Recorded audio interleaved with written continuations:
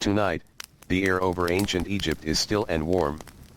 The stars hang quietly above the dark ribbon of the Nile River, shining over mud brick homes, sleeping animals, and narrow roads pressed flat by many sandals.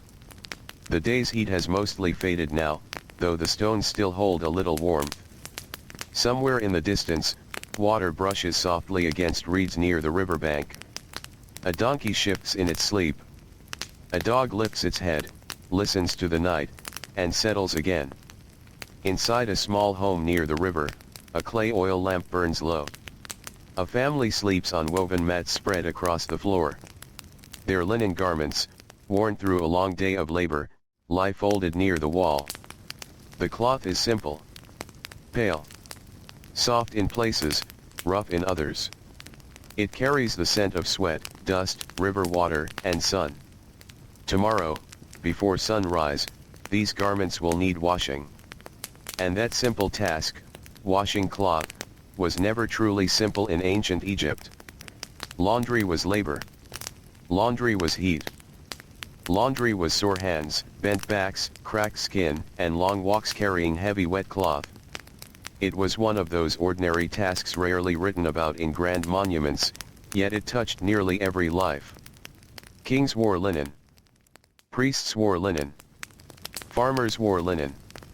Builders, servants, merchants, scribes, fishermen, and children all depended on cloth that had to be cleaned again and again beneath the desert sun. So tonight, as the ancient world rests, we move gently into that forgotten rhythm. We follow the quiet life of washing. We begin before dawn. The sky is still dark when the first workers wake. There is no clock. No bell. No metal alarm. People wake because the air feels different. The night cool begins to lift. Birds stir in palm trees. Somewhere, bread ovens are being prepared. A woman opens her eyes in darkness. She lies still for a moment, listening. Her husband breathes heavily beside her. A child murmurs in sleep. Beyond the wall, she hears soft movement from a neighbor already awake. Sandals scrape stone. Clay jars shift. She rises. The floor feels cool beneath her feet. She wraps herself in linen and ties back her hair. In the dim light, she gathers clothing needing washing. Tunics. Wraps. Children's garments. Small cloths used in cooking. Bedding linen. Work clothes stiff with dried sweat. The pile grows quickly. Cloth absorbs life. It holds dust from roads, smoke from cooking fires, flour from grinding grain, mud from irrigation channels, fish smell from river labor, and the sharp salt of sweat from long hours in heat. Ancient Egypt was hot. Not every day felt unbearable, but heat shaped everything. Work began early because midday sun could crush energy from even the strongest worker. Laundry followed this rhythm too. Many washing tasks began in early morning while air remained tolerable. Outside, dawn slowly approaches. The eastern horizon lightens from black to deep blue. A narrow lane between homes fills with gentle movement. Women carry baskets. Servants walk with bundled linen balanced on hips or shoulders.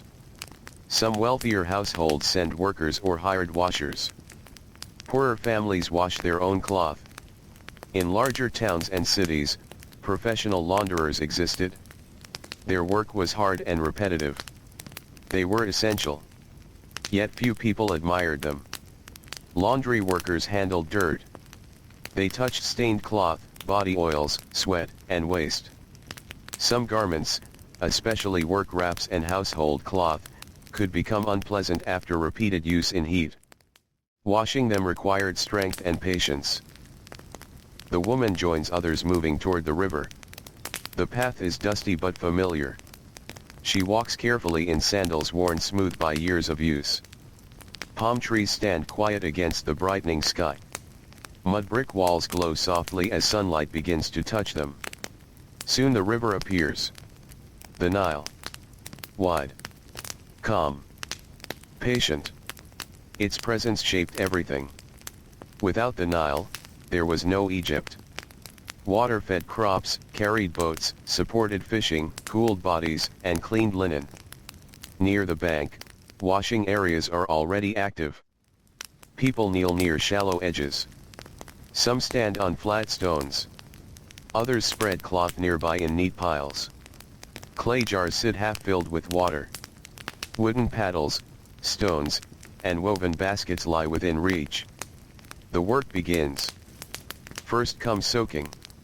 Dry cloth is lowered into river water. Fibers relax. Dust loosens. Dirt softens. Hands press fabric under water again and again. Lift. Dip. Press. Lift. Dip. Press. Rhythm matters.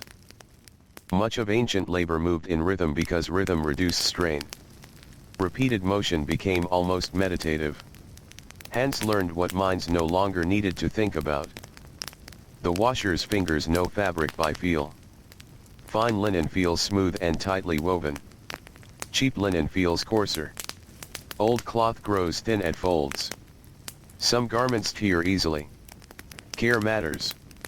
Ancient Egyptian clothing was often made from linen, produced from flax plants. Flax required its own long labor cycle.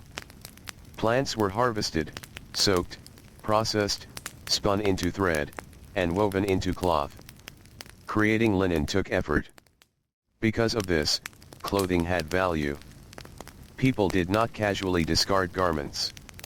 Cloth was repaired, patched, reused, turned into smaller cloths, used until fibers gave out.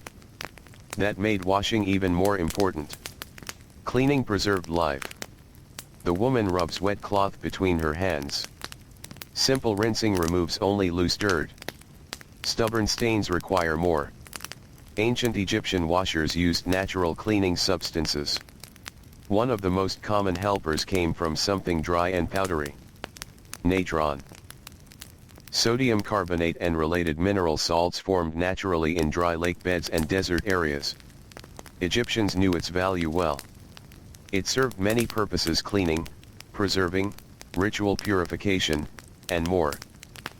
For laundry, natron helped break down oils and grime. Small amounts could be mixed with water. Hands worked solution into cloth. Rub. Press. Twist. Rinse. Repeat. It stings cracked skin. Many workers had cracked skin. Hands tell stories of labor. Washer hands were rough. Knuckles dry. Nails worn short. Skin pale in wrinkled patches after long soaking. Sometimes bleeding. Still they worked. The sun climbs. Morning cool fades. Voices rise softly around the riverbank. Not loud conversation. Just ordinary talk. A mother discusses grain prices. An older woman complains of aching knees. Someone mentions a child with fever. Someone else speaks about flood levels and field conditions. Laundry spaces were also social spaces. Work happened together. Silence came in stretches, but so did conversation. Life moved through shared labor. Nearby, a professional washer begins heavier cleaning. He handles large household bundles from a wealthy home. Servants delivered them earlier. These include bed linens, robes, towels, and fine garments. The pile is enormous. He kneels over a smooth stone. His body is lean and strong. Shoulders hardened by years of repetitive motion. He lifts a soaked garment. Then strikes it against stone.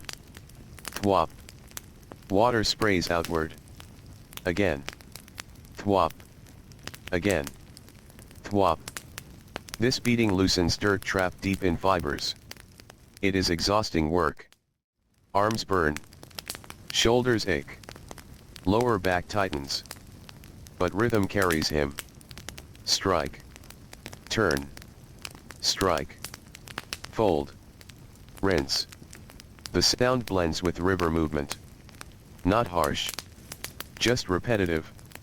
Steady. Sleepy. Around him, the morning grows brighter. Boats drift by. Fishermen guide narrow vessels through gentle current. Nets lie coiled. Oars dip quietly. One fisherman glances toward shore where washers work. This scene is ordinary. It has happened countless mornings. Across the river, fields spread green against desert gold. Farmers already work irrigation channels. Oxen move slowly. Mud clings to ankles. The entire civilization is awake now. And everywhere, cloth collects sweat. Which means laundry never ends. At home, another type of washing happens. Not everyone reaches the river. Some households wash using stored water. A servant pours water from clay jar into basin. She kneels in courtyard shade. Sunlight falls in warm rectangles across packed earth. She washes a child's linen wrap. Smaller garments require less force but equal attention. Children stain everything. Dust. Food. Mud. Milk. The servant hums softly while scrubbing. Nearby, dough rises beneath cloth. A woman shapes bread. A baby sleeps in shade. Goats nose around baskets. Laundry exists inside household life, woven into all chores. No single task stands alone. Washing cloth connects to water carrying, baking, child care, weaving, and storage. Even drying matters. Once washed, cloth must dry well. Ancient Egypt offered one major advantage. Sun. Endless sun. By late morning, cleaned linen begins drying across ropes, walls, bushes, flat roofs, and woven frames. White cloth catches light beautifully. Rows of linen flutter in warm breeze. Soft. Bright. Quiet. Freshly washed linen carries a clean mineral scent. Sun-dried fabric feels crisp at first. Then softens with wear. In wealthier homes, fine linen demanded extra care. Priests especially valued cleanliness. Purity rituals mattered deeply. Those serving temples often washed frequently and maintained carefully cleaned garments. Ritual washing applied not only to bodies but also to clothing and sacred textiles. In temple compounds, specialized workers handled sacred linens. These cloths required careful treatment. No casual handling. No careless storage. Temple laundries likely operated with routines shaped by ritual and schedule. Imagine a quiet temple courtyard. Stone warmed by morning light. Columns rising into blue sky. Workers kneeling near basins. Hands moving steadily over pale cloth reserved for sacred use. No hurry. Only precision. Back at the river, the heat strengthens. The washer pauses. He straightens slowly. His back protests. He presses hands against hips and exhales. Sweat runs down chest and neck. Salt dries on skin. He walks knee-deep into the Nile. Cool water surrounds tired legs. Relief comes instantly. Just for a moment. He closes his eyes. Wind brushes wet skin. Then work resumes. Ancient labor rarely allowed long rest. If laundry was your profession, payment depended on volume, reputation, and reliability. Clients expected clean cloth returned on time. A delay meant complaints. Damage meant anger. Lost cloth could mean serious trouble. Textiles carried value. The washer returns to shore and begins wringing heavy linen.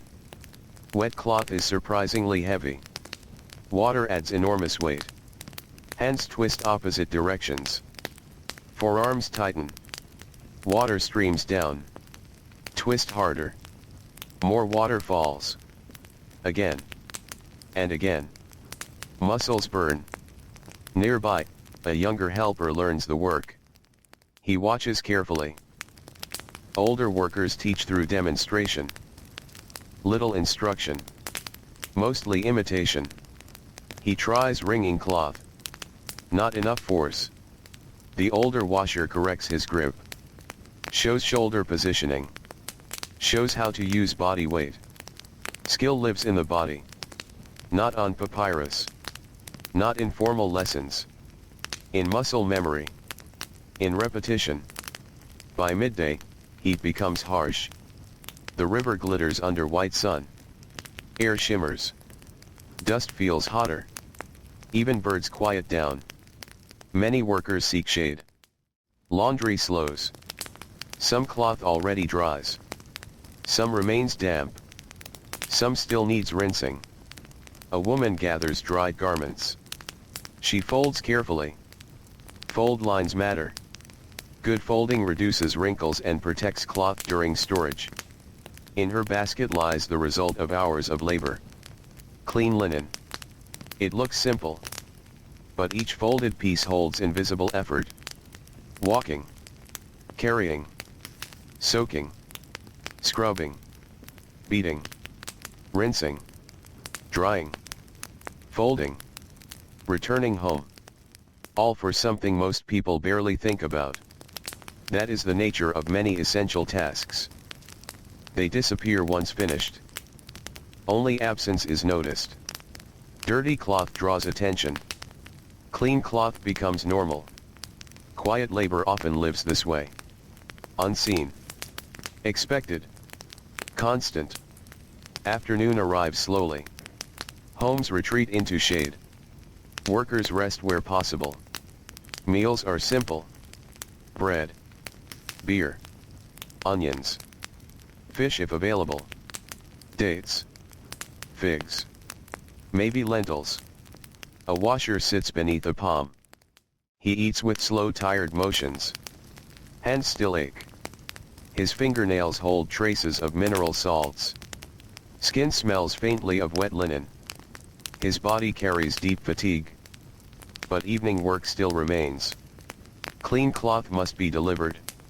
Some garments need smoothing. Some need mending. Some require storage away from insects, dust, and damp. Nothing truly ends. Tasks flow into tasks. The sun lowers. Light softens. Shadows lengthen. Children run through narrow lanes again. Merchants call out remaining goods. Potters finish shaping clay. Smiths cool metal tools. And laundry returns home. A woman enters her house carrying folded linen. Inside, air feels still and warm. She places garments in storage baskets. Some go immediately back into use. Her husband returns from field labor coated in dust.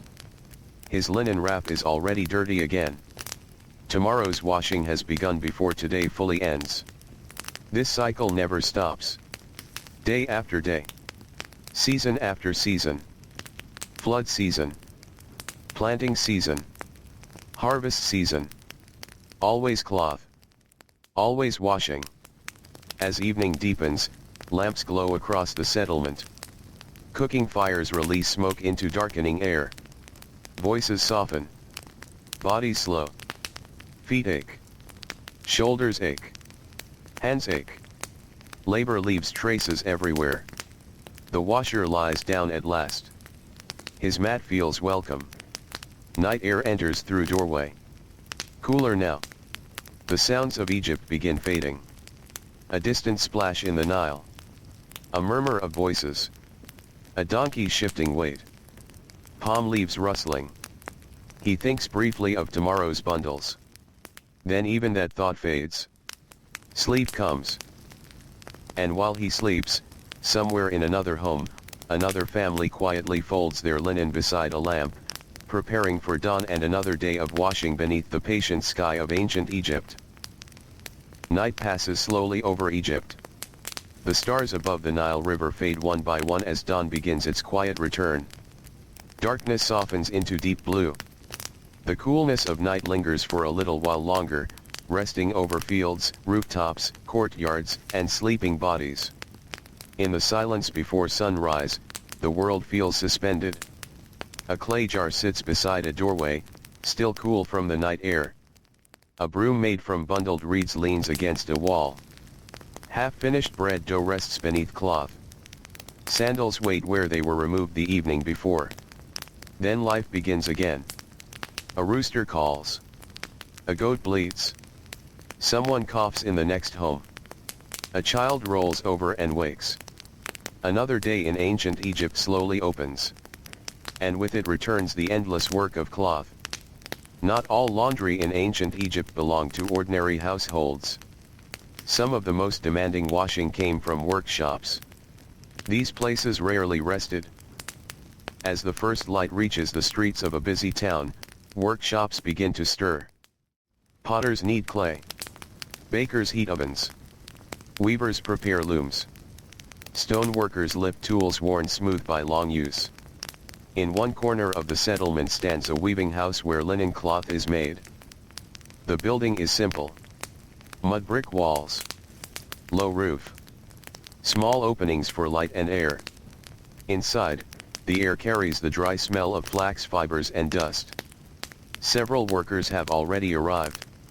Most are quiet. Morning energy is still low. Bodies are awake, but minds move slowly. Hands begin their familiar tasks almost automatically. Bundles of flax lie nearby. Before cloth can ever be washed, it must first exist. And linen began as a plant growing in carefully tended fields along the Nile. Flax plants were slender and pale green, moving softly in river wind. Farmers harvested them carefully, often pulling them from the ground rather than cutting them, preserving the long fibers inside the stalk. After harvest came soaking. The stalks were left in water so outer layers would soften and loosen. This process had its own smell: wet plant matter warming under sun, earthy and strong, not pleasant but familiar to workers. Then came drying. Breaking. Beating. Combing. Separating fiber from waste. Every step required labor. By the time flax became thread, many hands had already touched it. Inside the weaving workshop, one worker spins thread. Her fingers move with gentle precision. Twist. Pull. Release. Again. Thread forms slowly. Thin, even, continuous. Good thread requires patience. Too tight and it snaps. Too loose and it weakens. Her hands know balance. Nearby, another worker prepares loom threads. Long lines stretch in careful arrangement. Soon weaving begins. Wood creaks softly. Threads cross. Fabric grows row by row. Hours pass this way. Steady motion. Quiet concentration. The resulting linen may become garments, sheets, wraps, temple cloth, sail fabric, or household coverings. And every piece, no matter how fine or rough, will eventually need washing. Even brand new linen needed treatment. Fresh cloth often felt stiff. Sometimes washing softened fibers before regular use. So laundry was not only about cleaning dirt. It also shaped texture and comfort. By mid-morning, the weaving house grows hot. Air barely moves. Sweat forms on foreheads. Backs ache from sitting or bending. Workers pause only briefly. Water jars pass from hand to hand. Small sips. Nothing wasted. Water mattered. Even beside the Nile, transporting usable water required effort. That made laundering in cities especially demanding. Some urban households sat far from convenient river access. Water carriers became important workers. They walked long routes balancing heavy jars across shoulders or on poles. Imagine a water carrier in midday heat. Sun pressing hard overhead. Dust rising around ankles. A wooden pole rests across his shoulders. Heavy clay jars hang from either side. Every step pulls downward. Shoulders burn. Neck tightens. Arms adjust constantly to maintain balance. He walks through narrow lanes lined with homes and workshops. Merchants call softly. Children move aside. Dogs sleep in shade. The water carrier delivers life. Drinking water. Cooking water. Washing water. Without him, Daily routine slow or stop. A wealthy home may order extra water for laundry. A servant receives the jars. She bows slightly.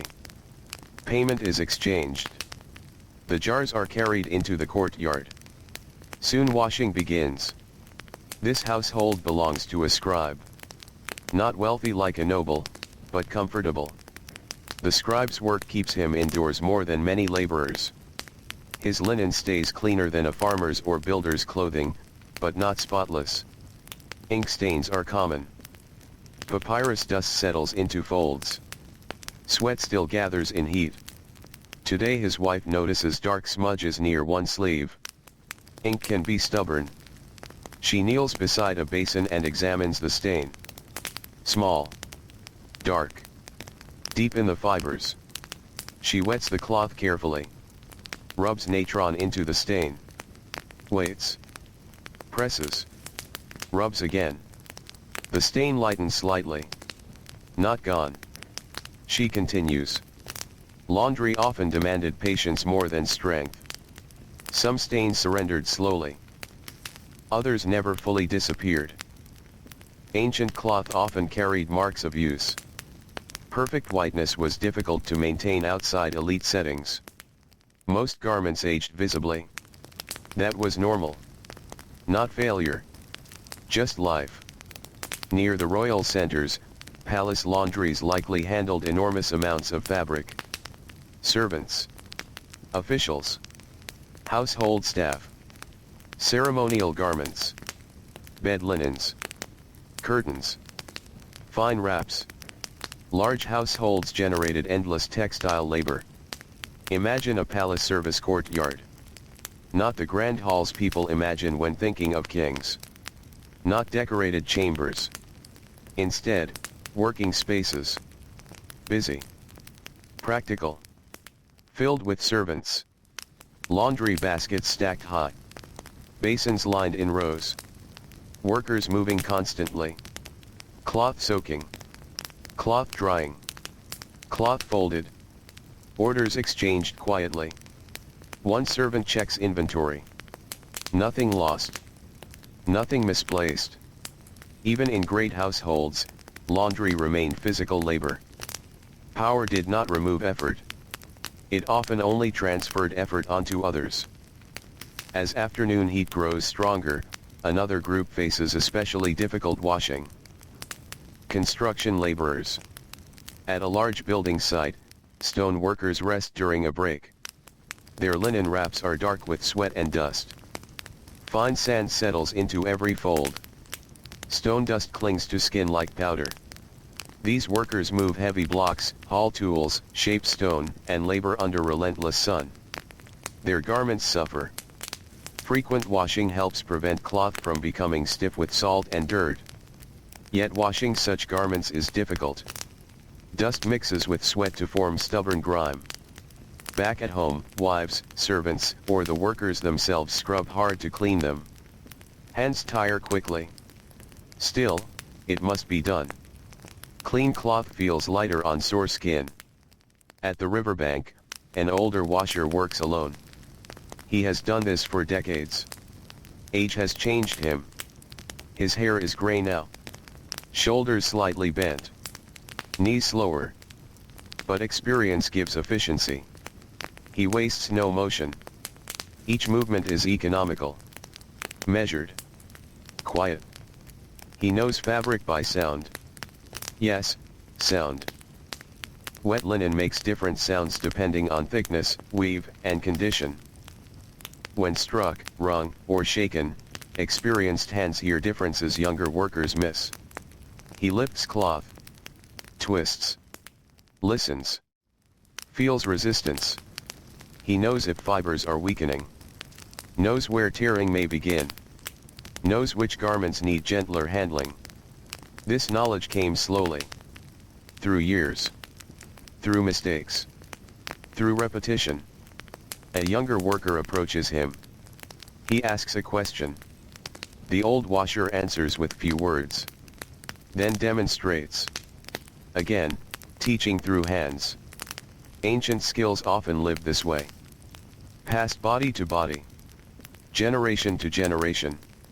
No manuals. No written instructions. Just observation.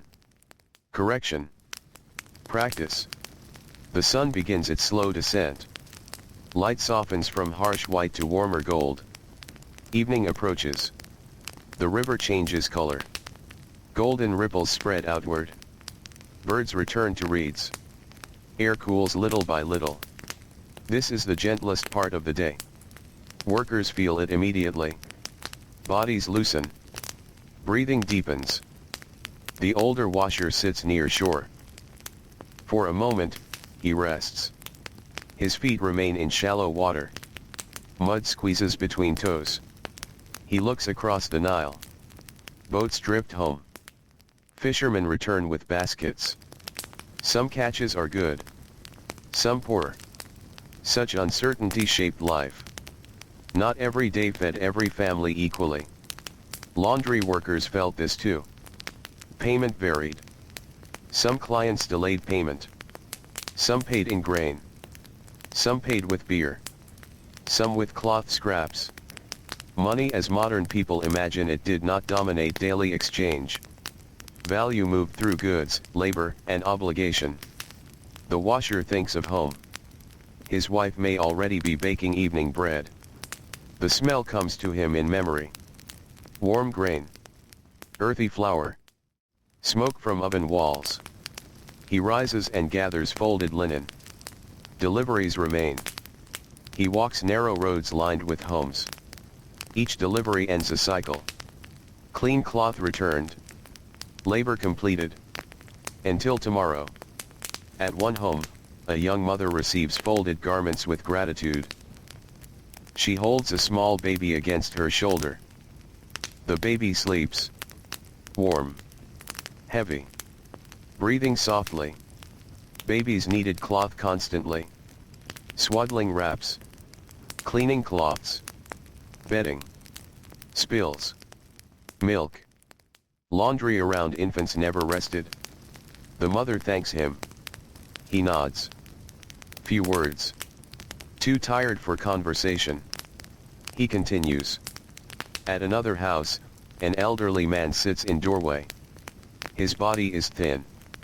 Hands tremble slightly with age. He folds and refolds a clean linen cloth in his lap. Slowly. Carefully. Perhaps he once worked fields. Or boats. Or workshops. Now his labor is lighter. But cloth still matters. Clean linen against old skin offers comfort. Softness matters more with age. Night returns gradually. Cooking fires glow.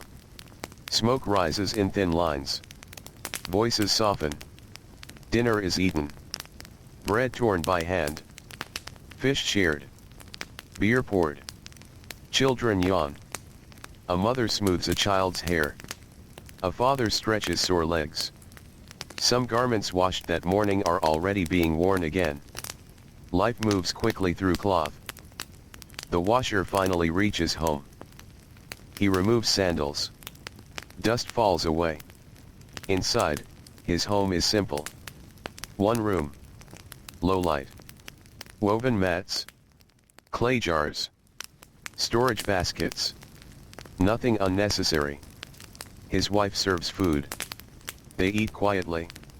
Exhaustion makes silence comfortable. No need to fill every moment with words. Outside, the village grows still. The sky darkens. Stars return. The Nile reflects fragments of moonlight. Somewhere, very far off, another washer is still finishing late work under lamplight, rubbing stubborn stains from linen while the rest of the world slows toward sleep. And tomorrow, before dawn, hands will again reach for cloth, water, salt, stone, and patience beneath the ancient sky. Night settles deeply over Egypt once more. The last cooking fires have burned low. Clay ovens release fading warmth into the darkness. Oil lamps flicker behind mud brick walls, their small flames trembling whenever a breeze slips through a doorway. Beyond the homes, the quiet waters of the Nile River move with slow, patient rhythm, brushing gently against reeds and muddy banks. Most people are asleep now. Bodies finally rest after another long day. Farmers who spent hours bent over wet earth now lie still on woven mats. Builders who hauled stone under relentless sun sleep with heavy limbs and sore backs. Bakers, scribes, servants, fishermen, merchants, and laborers drift into deep sleep while the night wraps itself around the settlement. Yet not every worker sleeps. Some tasks belong to the late hours. Laundry sometimes does too. In a larger household near a busy city, 2 servants remain awake under lamplight. The room is quiet except for soft movement. Cloth slides over cloth. Hands fold linen with careful precision. These garments were washed earlier, dried under sun, and now must be sorted before morning. The household rises early, and everything must be ready. One servant smooths wrinkles with the flat of her palm. Press. Fold. Turn. Stack. Her motions are gentle and practiced. She does not rush. She knows exactly where each garment belongs. The master's riding robes. The wife's fine linen wrap. Children's sleeping cloth. Kitchen towels. Bedding cloth. Storage cloth. Each stack grows slowly. The second servant repairs loose threads with a small bone needle. Laundry did not end when cloth became clean. Clean cloth still needed care. Linen frayed. Edges loosened. Seams opened.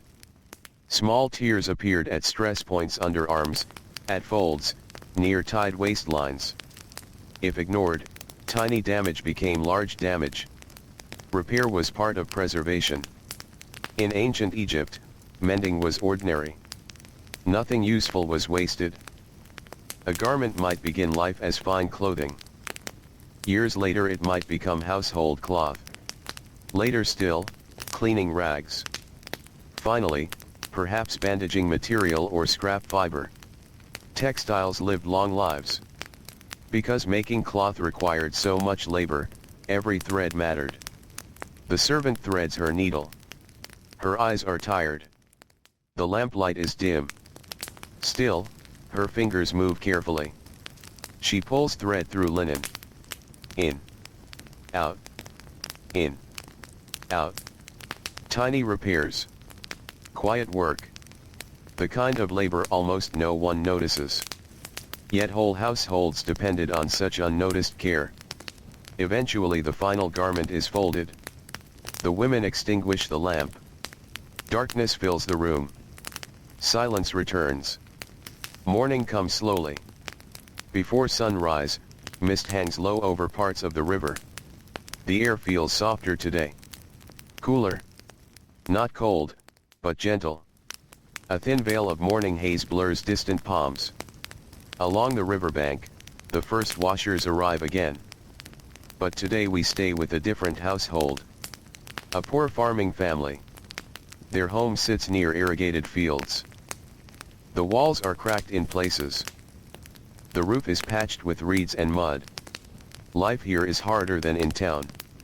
Resources are limited. Water must be used carefully.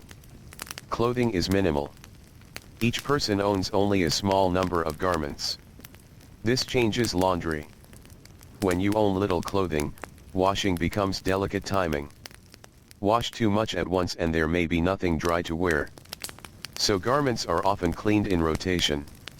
One cloth at a time. One wrap today. Another tomorrow. The mother of this household wakes before the others. Her knees ache as she stands. Years of grinding grain, carrying water, farming, and washing have shaped her body. Pain is familiar. Not constant agony. Just an old companion. A stiffness carried from yesterday into today. She steps outside. Dawn light barely touches the horizon. Birds begin their morning calls. She lifts a clay jar and checks water level. Not enough for large washing. She will need river water. She gathers 2 garments. Her husband's work wrap. Her son's tunic. Both are stiff with sweat and field dust. The fabric feels rough. Salt has dried into fibers. If left too long, cloth becomes uncomfortable against skin. She begins walking. Dust rises softly beneath her sandals. The road to the river is quiet. Only a few others move through morning shadows. When she reaches the bank, she kneels. Her joints protest. She ignores them. She lowers cloth into water. The Nile welcomes everything. Hands. Boats. Nets. Jars. Cloth. The river is giver, witness, and companion. She presses the garments beneath the surface. Water darkens the linen. Fibers soften. She waits. Even waiting becomes part of labor. Ancient work included many pauses that were not rest. Waiting for soaking. Waiting for drying. Waiting for bread to bake. Waiting for grain to grind. Waiting while remaining responsible. Her hands begin scrubbing. The rough cloth resists. Field garments are difficult. Mud from irrigation channels leaves stains. Plant fibers cling. Sweat dries thick. She rubs harder. Knuckles flex. Wrists strain. Small muscles tire. Nearby, another washer beats cloth against stone. Thwop. Pause. Thwop. Pause. The sound carries across water. Steady. Measured. Almost soothing in repetition. The woman glances toward him. A professional washer. Stronger than most household washers. Years of repetitive labor have built powerful forearms. Even so, fatigue shows in his posture. No body escapes labor forever. By mid-morning, the riverbank becomes busy. Voices rise. Children splash in shallows before being called back. Water carriers fill jars. Fishermen unload catch. Laundry spreads across stones and bushes. White linen catches sunlight. Some cloth glows almost silver under the morning sun. A breeze passes. Rows of drying cloth flutter. Soft movement. Soft sound. Like quiet breathing. Farther north, in a temple complex, sacred washing has begun. Temple routines followed order. Predictable. Structured. Disciplined. Before rituals, garments and cloth used in sacred spaces needed cleanliness. Temple workers washed carefully. Hands rinsed thoroughly. Basins cleaned. Linen inspected. Purity mattered here in ways tied to belief and devotion. Imagine a temple laundry court. High stone walls. Filtered sunlight. Cooler shade. Still air carrying faint incense. Workers kneeling near polished basins. No loud speech. Only soft water sounds. Cloth lifted. Water poured. Linen wrung. Folded with precision. Even laundry here feels ceremonial. Not because the act itself changes. Water still weighs the same. Hands still tire. Backs still ache. But intention shapes atmosphere. Ordinary motion becomes ritual through attention. Elsewhere, another kind of cloth faces another challenge. Fishing nets. Though not clothing, nets were textile labor too. Fishermen depend on them. Wet nets absorb smell quickly. Fish oils. River plants. Mud. If neglected, fibers weaken. A fisherman sits near shore repairing netting. The sun climbs higher. His catch lies sorted nearby. Some fish already cleaned. Some packed for market. He threads cord through broken sections. Pull. Loop. Tie. Repeat. His wife washes smaller cloths beside him. Work shared. Conversation minimal. Comfortable silence. Marriage in hard-working households often carried long quiet stretches.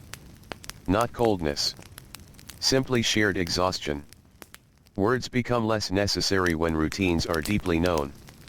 The fisherman glances at drying cloth. She notices. No words. She already knows what he is thinking. Will it dry before evening? Probably. The day continues. Heat builds. By noon, shade becomes precious. Animals retreat. Dogs curl beneath carts. Goats press near walls. Even insects seem quieter. Laundry slows again. This is the difficult hour. The heavy hour. Eyes feel tired. Bodies heavy. Thought slows. A washer sits beneath a palm tree and massages aching fingers. His hands cramped today. Age, perhaps. Or too many heavy bundles. He opens and closes his fist. Slowly. Stretching tendons. Pain pulses through joints. Laundry punished hands. Twisting cloth strained wrists. Repeated gripping stressed fingers. Cold water in morning. Heat by midday. Salt drying on skin. Year after year. The body remembered every repetition. Still, tomorrow he will return. Because work feeds life. Afternoon drifts toward evening. Light softens. Shadows lengthen across roads. Children become lively again. Their energy returns when heat drops. They run between homes. Laughing. Bare feet kicking dust. Soon their mothers will wash those dusty feet before sleep. And cloth used for cleaning will join tomorrow's laundry pile. Cycles within cycles. Never truly ending. A young girl helps her mother collect dried linen from rooftop lines. She stretches upward. Too short to reach one cloth. Her mother smiles softly and lifts her. The girl grabs the cloth. Proud. Important. Helping. Children learned household labor gradually. Not through formal lessons. Through participation. By carrying small baskets. Folding cloth. Fetching water. Observing adults. Skills entered life naturally. Years later, these children would wash cloth with practiced hands of their own. Evening deepens. The sky turns amber, then rose, then violet. The Nile reflects fading light. Boats return home. Oars dip with tired rhythm. Laundry baskets empty. Clean cloth returns indoors. Stored. Folded. Used again. Night approaches. In one home, a father returns from field work. His daughter runs to him carrying freshly washed linen. He smiles. A rare visible softness breaks through exhaustion. He takes the cloth. Cool. Clean. Sun-dried. He wipes dust from face and neck. The relief is small. But real. Clean cloth can feel like mercy after a day of heat. Simple comfort. Often the deepest kind. Darkness comes. Oil lamps glow again. Bread bakes. Dinner is shared. Bodies settle. Hands finally rest. And somewhere, under starlight beside the patient river, a washer kneels alone for just a little longer, rinsing the last stubborn dust from worn linen as the ancient night slowly grows deeper and quieter. The night grows quieter over Egypt. The lamps in most homes have gone dark now. Only a few soft points of light remain, glowing behind doorways or through narrow openings in mud brick walls. The air feels cooler than it did during the day, though the earth still holds warmth from the sun. Dust has settled. Roads are empty. Even the animals have grown still.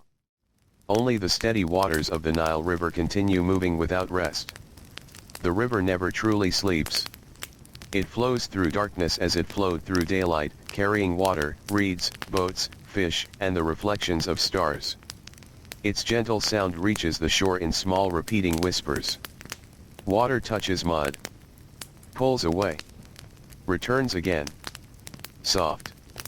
Patient. Endless. Near one riverside settlement, a washer finishes his final task of the day.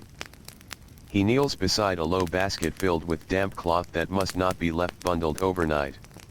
If folded while wet, linen can sour. It can hold odor. Fibers can weaken. So even at this late hour, some work remains. His movements are slower now. Fatigue has settled deeply into his bones. He lifts one cloth, shakes it open. The wet fabric makes a heavy snapping sound in the night air. He hangs it carefully over a stretched rope between two wooden posts. Then another. And another. Rows of pale linen sway softly beneath moonlight. In darkness, the cloth almost glows. Silver white. Quiet. Still damp. He watches them move in the breeze. For a moment, he does nothing. Just stands. Breathing. His shoulders ache. The ache is familiar.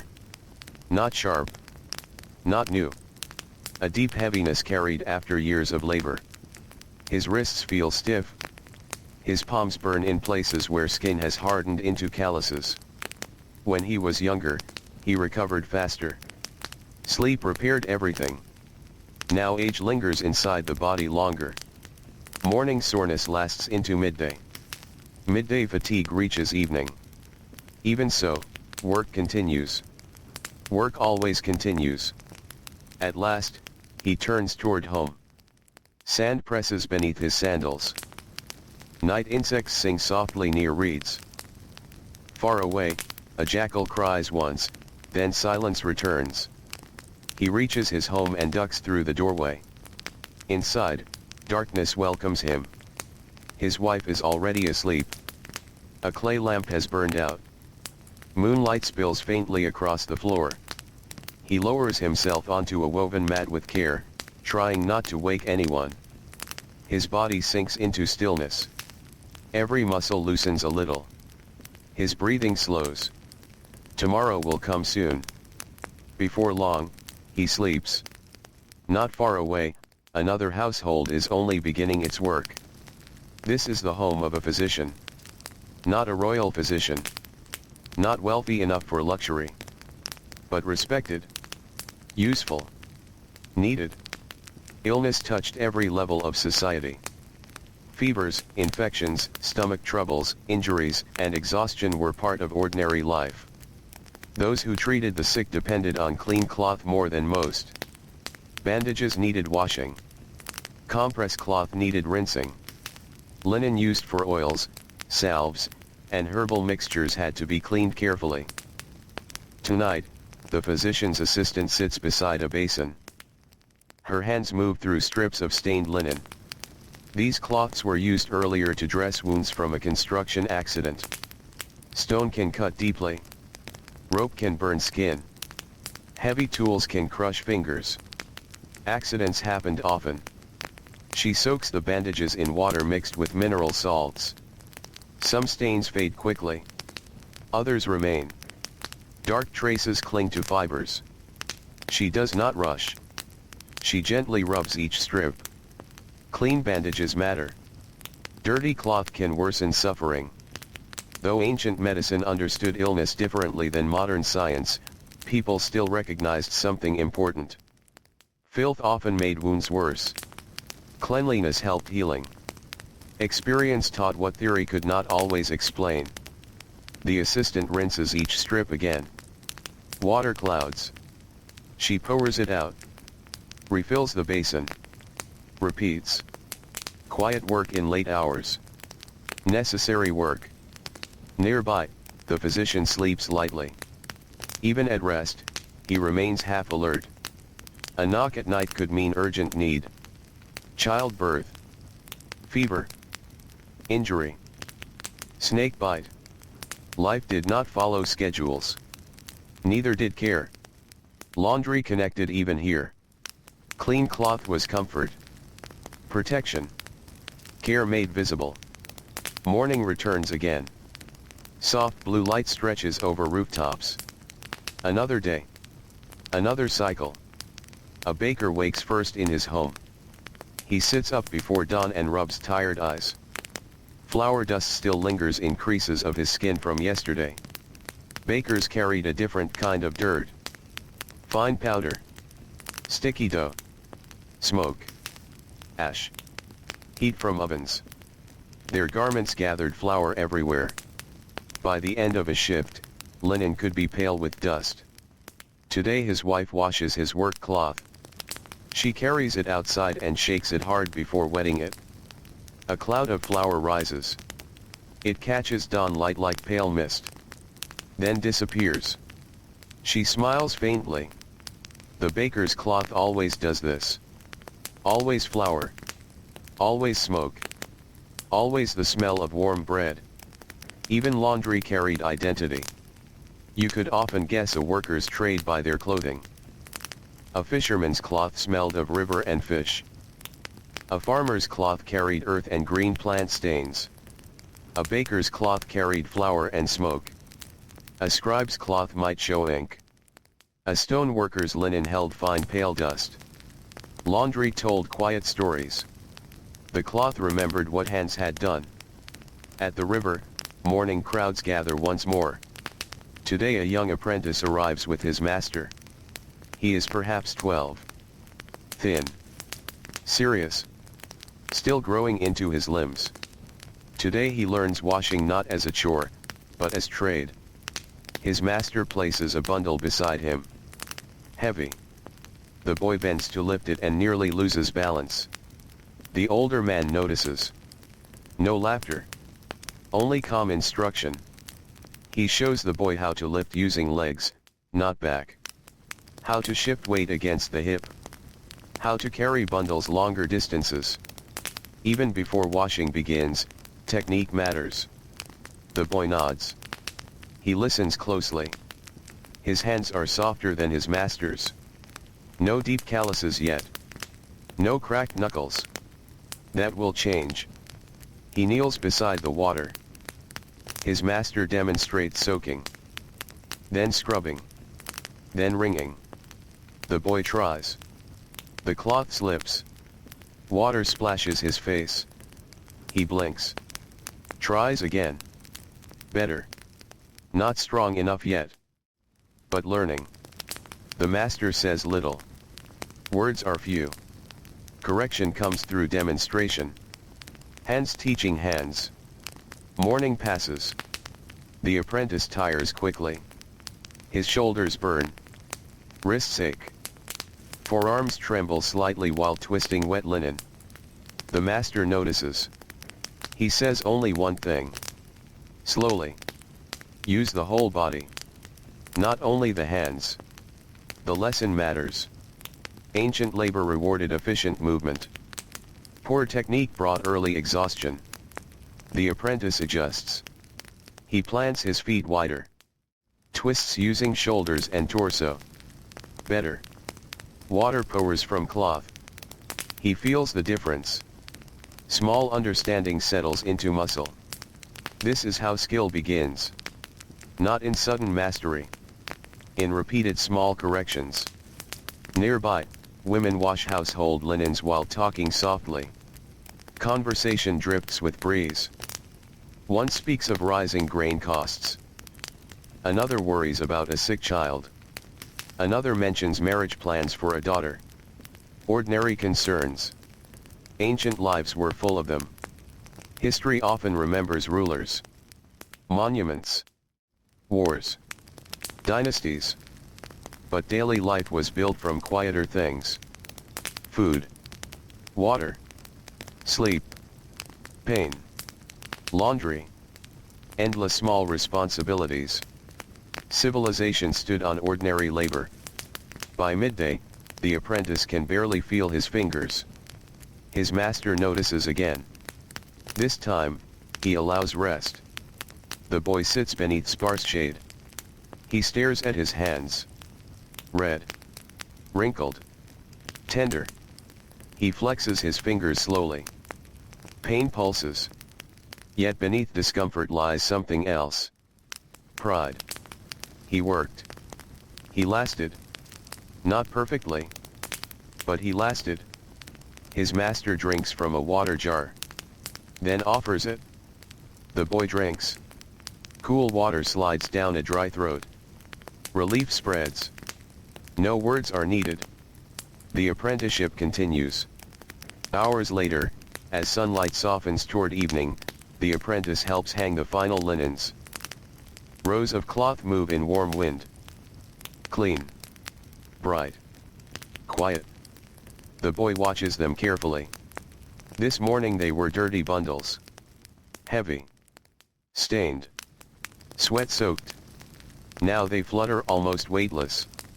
Changed through labor. Transformed by water, salt, sunlight, and human patience. He feels something he did not expect. Respect. For the work. For the people who do it daily. For the effort hidden inside clean cloth. Evening comes. The river turns gold. Birds return. Voices soften. Laundry baskets empty. Fresh linen returns home. And as darkness slowly spreads once more across ancient Egypt, another day of quiet labor folds itself into memory, like clean linen stacked carefully in the corner of a cool mud brick room. The evening fades slowly across Egypt. Warm colors linger for a little while above the Nile River, then soften into deeper blue. Palm trees become dark shapes against the sky. The final birds settle into reeds. Boats tied along the riverbank rock gently in small waves, wood creaking now and then in the cooling air. Night comes without hurry. Ancient life rarely moved with sudden speed. Even endings of day unfolded gradually. Work slowed. Voices lowered. Bodies surrendered to fatigue. Inside homes, clay lamps glow once more. Small flames cast soft light across walls shaped by hand long ago. Shadows stretch and tremble with every flicker. Woven baskets sit neatly in corners. Clay jars hold water drawn earlier from the river. Sandals rest beside doorways, coated with dust from another day. And everywhere, cloth rests. Folded linen waits for morning. Freshly washed wraps hang from wooden pegs. Children sleep under light coverings. Bedding cloth softens beneath tired bodies. For a few quiet hours, the work of washing pauses. But even in rest, cloth remains close. In one modest home near a busy trading road, a merchant returns late. He travels often between settlements, carrying grain, oils, dried fish, woven goods, and pottery. Trade brings movement. Movement brings dust. Tonight his clothing tells the story of travel.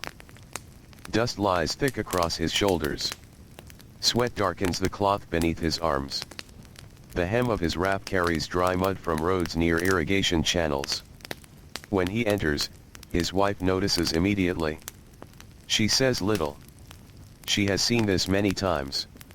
She places a basin near the doorway. Before food. Before rest. The cloth must at least be rinsed.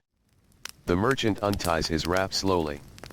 His back aches from walking and carrying goods. The road is not kind to the body. Even riding with donkeys or carts does not remove strain. Long travel stiffens legs, dries skin, and fills lungs with dust. He lowers the garment into water. Clouds of dirt bloom around the fabric. Brown. Gray. Fine particles loosen and drift. He presses the cloth beneath the surface. The cool water feels good against tired hands. His wife adds a small amount of natron. Together they work in silence. Press. Rub. Rinse. Simple motions. Shared labor. Marriage often looked like this in ancient Egypt. Not grand speeches. Not dramatic moments. Small acts of help repeated over years. Carrying burdens together. Washing cloth together. Preparing food together. Raising children together. Quiet partnership built ordinary life. By morning, the merchant's cloth will dry beneath the sun. Then he will travel again. Elsewhere, near the river, fishermen prepare for an early departure. Fishing schedules often ignored comfortable hours. Some catches were best before sunrise. A father and son sit near a small oil lamp repairing nets. Beside them lies a bundle of linen strips. Not clothing. Not bedding. Work cloth. Pieces used for wrapping gear, cleaning hands, wiping fish slime from tools, and binding damaged net sections. These cloths become filthy quickly. Fish oils cling stubbornly. Scales stick to wet fibers. River mud dries hard. The father lifts one strip and wrinkles his nose slightly. Tomorrow that cloth must be washed. No question. The son notices. He smiles faintly. Even children learn to recognize the endless cycle. Use. Dirty. Wash. Dry. Use again. The lamp burns lower. They finish repairs. Night deepens. The river keeps moving. In a larger town farther south, a laundry worker rises before everyone else. Earlier than usual. Today is market day. Market days increase work. People want clean garments for public spaces. Merchants display goods. Buyers gather. Officials pass through. Temple visitors arrive. Clean appearance matters. Not as vanity alone. As dignity. Respect. Readiness. The washer wakes in darkness. His home is silent. He sits for a moment before standing. His knees crack softly. Age speaks through small sounds now. He rubs his legs and exhales. Another day. He reaches for a small piece of bread left from yesterday. Dry. Simple. Enough to begin. Then he walks toward the river carrying empty baskets. The sky above remains dark. Stars still visible. The air feels cooler than it will all day. This brief hour before dawn is precious. The world feels suspended. No shouting. No crowded roads. Only distant water and occasional footsteps from other early workers. At the riverbank, he is not alone. Other washers arrive too. They nod quietly. No long greetings. Morning words are few. Each person prepares their space. Baskets down. Water jars placed nearby. Stones checked. Bundles opened. Soon work begins. A wealthy household has sent an unusually fine linen robe. The cloth is beautiful. Thin. Smooth. Light almost passes through it. Such fabric requires care. Too much force can tear it. Too rough a stone can damage fibers. The washer handles it gently. He lowers it into water. Slowly. No striking. No harsh wringing. Only careful washing. Fine linen carries another kind of difficulty. Not heavy labor. Delicate labor. Precision instead of force. He rubs the fabric lightly between fingers. The weave feels dense and elegant. This garment likely belongs to someone who works indoors. Perhaps an official. Perhaps a priest. Perhaps a noble household. Very different from farmer's cloth. Yet dirt reaches everyone. Sweat reaches everyone. Dust reaches everyone. Laundry equalizes. No rank escapes washing. As dawn breaks, more people arrive. Riverbanks fill again. A woman carrying a baby balances laundry on her hip. A young boy drags a bundle too large for him. An older washer stretches his back before kneeling. A servant from a large home arrives with stacked baskets. The morning routine blooms. Softly. Naturally. Without announcement. A civilization waking into labor. Nearby, a young mother washes bedding cloth. Her child was ill during the night. Fever. Restless sleep. Sweat. The bedding needs cleaning. She looks tired. Eyes heavy. Movements slower than usual. Lack of sleep shows in everything. She kneels anyway. Because chores do not pause for exhaustion. This was true for nearly everyone. Ancient life offered little separation between fatigue and duty. If you were tired, work still waited. If you were ill but able to stand, task still remained. Laundry especially could not wait long. Dirty cloth accumulated quickly.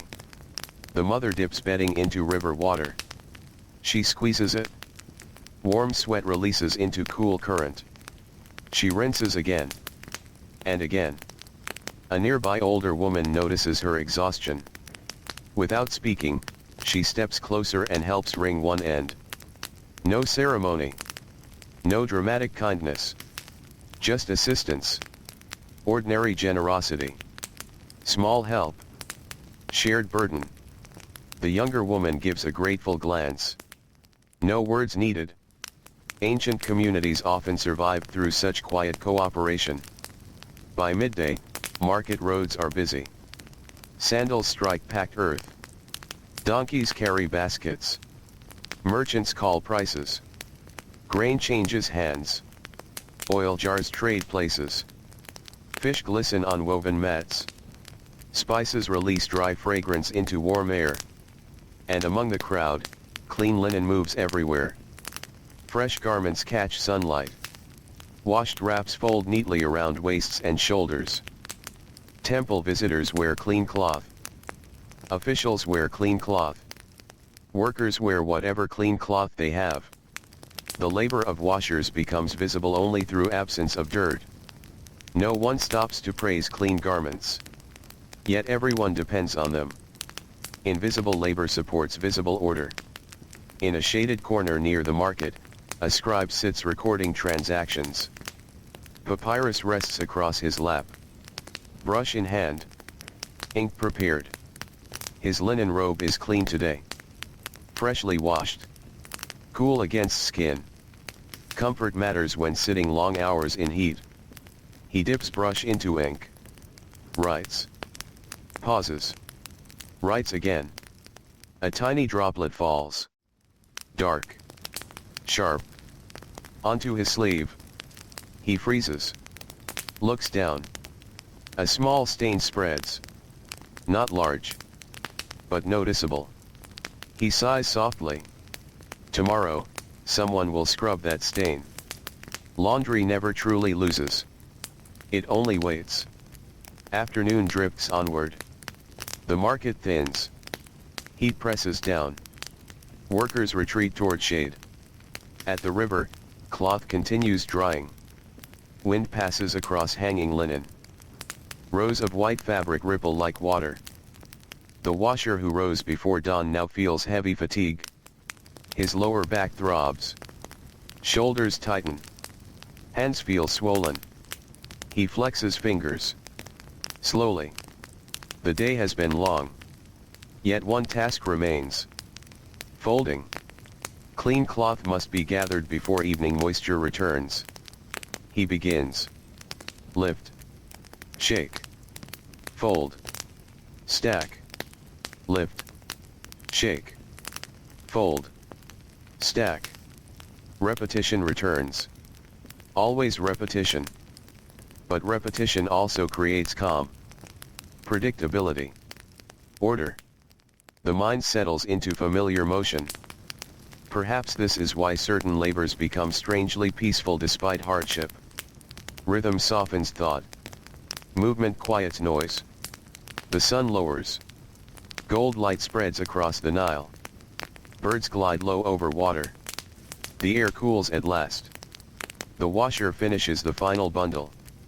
He places it in a basket. Straightens slowly. Winces slightly. Then breathes. The day is done. For now. He begins walking home. Each step sends small dust clouds behind his sandals. Ahead, lamps will soon glow. Bread will bake. Families will gather. Clean cloth will return to homes. And under the first quiet stars of evening, ancient Egypt will once again exhale into night, while tomorrow's laundry already waits in silence.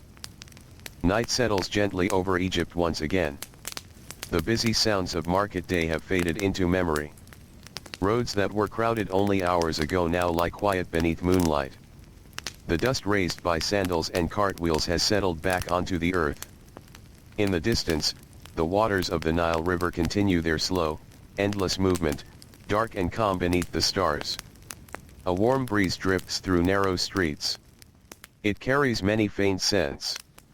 Cooling stone. River reeds. Smoke from dying cooking fires. Fresh bread. Damp linen still drying on rooftops. The night feels soft. Heavy. Sleepy. In one small home, a mother sits awake while everyone else sleeps. A child beside her breathes with quiet, uneven rhythm. The fever from earlier has lowered, but not completely. She reaches down and touches the child's forehead with the back of her hand. Still warm. Not as hot. Better. She exhales slowly. Relief does not arrive all at once. It comes in small pieces. She reaches for a folded linen cloth resting in a shallow bowl of cool water. The cloth is clean. She washed it carefully that morning. Now she wrings it gently and lays it across the child's forehead. Cool cloth against warm skin. Simple comfort. Ancient medicine often relied on what the body could feel. Coolness. Warmth. Rest. Pressure. Clean cloth mattered here in quiet but important ways. The mother watches the child for a long time. Eventually the small body settles deeper into sleep. Only then does she allow herself to rest. She lies down beside the child. The linen cloth remains in place. Outside, the village grows quieter still. Only insects and distant water remain. Morning comes slowly. A pale light spreads across the horizon. The Nile begins reflecting silver instead of black. Birds wake among reeds. Palm leaves stir. Another day rises. Today we follow cloth into a different place. A public bath area near a larger town. Ancient Egyptian bathing did not always look like modern bathing. Many people washed using basins, jars, river water, and simple household routines. But in busier settlements, communal washing spaces sometimes became part of daily life, especially for workers who needed quick cleaning after labor. Such places produced endless laundry. Body cloths. Towels. Wrapping linen. Cleaning rags. The keeper of this washing area rises early. He is middle-aged. Lean. Quiet. He speaks little unless necessary. His work begins before customers arrive. He sweeps dust from stone flooring. Refills water jars. Sorts used cloth from clean cloth. The used pile is already large. Yesterday's cloth carries the memory of many bodies. Sweat. Oil. Dust. Mud. Soap-like mineral residue. He lifts one bundle. Heavy. Still slightly damp. Wet cloth left overnight becomes dense and cold. He carries the bundle outside. The morning air feels pleasant now. That will not last. Soon the heat will return. He begins sorting. Small towels in one pile. Body wraps in another. He notices tears in several cloths. Those must be mended later. Nothing is discarded quickly. Every usable piece remains useful. Nearby, a donkey passes carrying clay jars. A water carrier follows. Their footsteps crunch softly against packed earth. The town wakes. Soon voices rise. Shops open. Doors lift. Labor begins. The bath keeper kneels beside a basin and begins washing. His motions are steady. Experienced. He no longer thinks about each movement. The body remembers. Soak. Rub. Rinse. Twist. Hang. Again. Again. Again. This repetition shapes his mornings. At first glance, such work may seem empty. But repetitive labor often fills with observation. He notices weather. Wind direction. Flood levels. Changes in cloth quality. Changes in customers. Who looks tired? Who limps? Who coughs? Who seems troubled? Laundry workers often saw quiet truths about other people. Clothing reveals life. A rich man's linen may be fine, but if the collar shows unusual sweat stains, perhaps stress weighs on him. A laborer's cloth may carry blood from scraped skin. A child's wrap may show signs of sickness. A priest's garment may smell faintly of incense. A baker's cloth always tells its own story. Flour. Smoke. Heat. The bath keeper has learned to read such signs. Not as science. Just observation. The language of cloth. By late morning, the heat rises. The town grows louder. Customers come and go. Used cloth accumulates faster. The washing pile grows. His arms begin tiring. Shoulders tighten. Still, he works. Nearby, another kind of laundry fills a courtyard. Soldiers' garments. Not armies marching to war. Not dramatic battle scenes. Just garrison life. Routine. Training. Guard duty. Maintenance. Even soldiers spent much of life doing ordinary tasks. Their linen tunics endure hard use. Sweat from drills. Dust from patrol roads. Leather strap marks. Mud. Sometimes blood from blisters or minor injuries. Today a young servant washes several tunics. They are heavier than common linen wraps because of repeated wear and reinforced stitching. She drags one toward a washing stone. The cloth feels stubborn. Dense. She pours water. The fabric darkens. She scrubs. Hard. Sweat forms quickly on her forehead. She wipes it away with her forearm. Then continues. Nearby, one soldier sharpens equipment. Metal against stone makes a slow scraping sound. SHHHK. Pause. SHHHK. Pause. Even here, ordinary maintenance never ends. Cloth must be cleaned. Sandals repaired. Leather treated. Tools sharpened. Routine builds function. The same is true in homes. In workshops. In temples. In boats. Everywhere. The day advances. At the river, a group of children plays near shallow water while their mothers wash cloth nearby. One little boy watches carefully. He sees his mother twisting wet linen. He wants to help. He grabs a tiny cloth. Dips it. Lifts it. The cloth is heavier than expected. Water pours onto his legs. He laughs.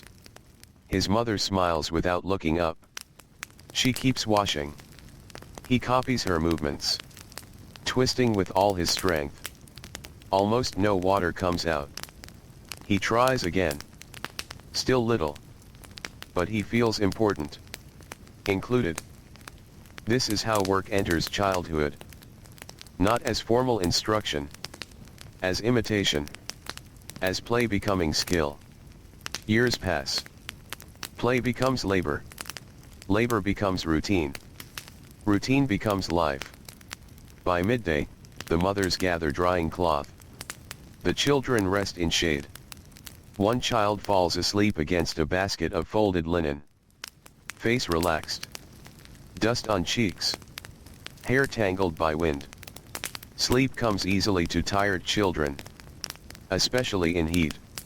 The mother notices. She covers the child lightly with a clean cloth. Shade. Soft linen.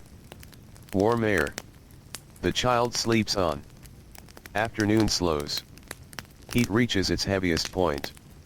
This is the sleepy hour. The air feels thick. Movement becomes deliberate. Even voices soften. People conserve energy. In a weaving workshop, workers pause. One woman stretches aching fingers. Thread work punishes small muscles. Hours of spinning and weaving tighten wrists and hands. She massages her palms. Nearby lie unfinished rolls of linen. Beautiful. Clean. Unworn. Soon these rolls will become garments. Then laundry. The cycle begins before the cloth is even worn. Creation already points toward maintenance. Nothing exists outside cycles. Plant, fiber, thread, cloth, garment, wear, wash, repair, reuse, wear again. The rhythm of material life. Late afternoon finally brings relief. Shadows grow longer. The fierce edge of sunlight softens. Wind returns. Washed cloth stirs on lines. The bath keeper hangs his final load. Rows of linen stretch above him. They sway gently. He looks up. For a moment, all the cloth moves together. Wave after wave. Almost like the Nile itself. Flowing. Lifting. Settling. He feels something rare. Stillness. Not outside. Inside. Just a quiet pause. Then footsteps approach. A customer arrives late with another bundle. The keeper looks at it. Then at the lowering sun. Work remains. Of course it does. He nods and accepts the cloth. No complaint. No surprise. The cycle continues. Evening comes. Cooking fires begin again. Bread bakes. Fish roasts. Families gather. Workers return home. Clean cloth folds into baskets. Dirty cloth forms new piles. Tomorrow waits. Always waiting. And as night slowly spreads once more across ancient Egypt, linen dries under moonlight, water moves through the dark river, and countless tired hands finally grow still, if only until dawn. The night deepens over Egypt. Moonlight lies softly across the banks of the Nile River, turning quiet water into silver ribbons. Reeds sway with small movements of air. Somewhere along the shore, a boat rope creaks against wood. The sound is slow and rhythmic, rising and falling with the water. Most homes are dark now. Families sleep beneath light linen coverings. Bodies that labored through another hot day sink into heavy rest. The ache in shoulders and back softens during sleep, though never fully disappears. Hands that spent hours twisting cloth, grinding grain, rowing boats, shaping clay, or cutting stone finally unclench. Night gives temporary mercy. Only temporary. In a house near the edge of a farming village, an old woman remains awake. Age has changed sleep. She no longer sleeps through the entire night as she once did. Her body wakes in small intervals. Knees ache. Lower back stiffens. Sometimes old memories rise in darkness. Tonight she sits quietly beside a dying lamp. Across her lap rests a bundle of old linen scraps. Not fine cloth. Not beautiful cloth. Worn pieces. Thin pieces. Pieces too damaged for ordinary use. But not useless. Nothing useful is easily thrown away. She sorts each scrap slowly. One piece can become bandaging cloth. Another can patch bedding. Another can wrap herbs. Another can be torn into cleaning strips. Her fingers move with practiced care. Even old hands remain skilled. She pauses on one scrap. Soft. Very soft. Years of washing have changed it. New linen often begins crisp and slightly stiff. Old linen becomes gentle. Repeated soaking, rubbing, drying, and wear transform fibers. Hard cloth becomes tender. The old woman smiles faintly. This scrap once belonged to her daughter's childhood wrap. She remembers washing it by the river many years ago. A small child laughing nearby. Tiny sandals in dust. Wet footprints. Small hands splashing water where they should not. Now that child is grown. A mother herself. Time moves quietly. Sometimes laundry remembers what people forget. Cloth carries history in folds and stains. Eventually the lamp burns low. The old woman lies down. Sleep returns. Morning arrives again. The eastern sky lightens with slow patience. The cool air before sunrise feels especially welcome during warmer seasons. This brief window carries relief. Workers know it well. Many tasks begin now to avoid the crushing weight of midday heat. Today, in a settlement farther from the main riverbank, washing becomes more difficult. Not everyone lives directly beside easy water access. Some communities rely on canals branching from the Nile. Others depend on carried water. Distance changes labor. A young servant girl wakes before dawn. She is small but strong for her age. Daily work has built quiet endurance. Her task this morning is water collection. Without water, there is no washing. She lifts 2 empty jars. Clay against skin feels cool.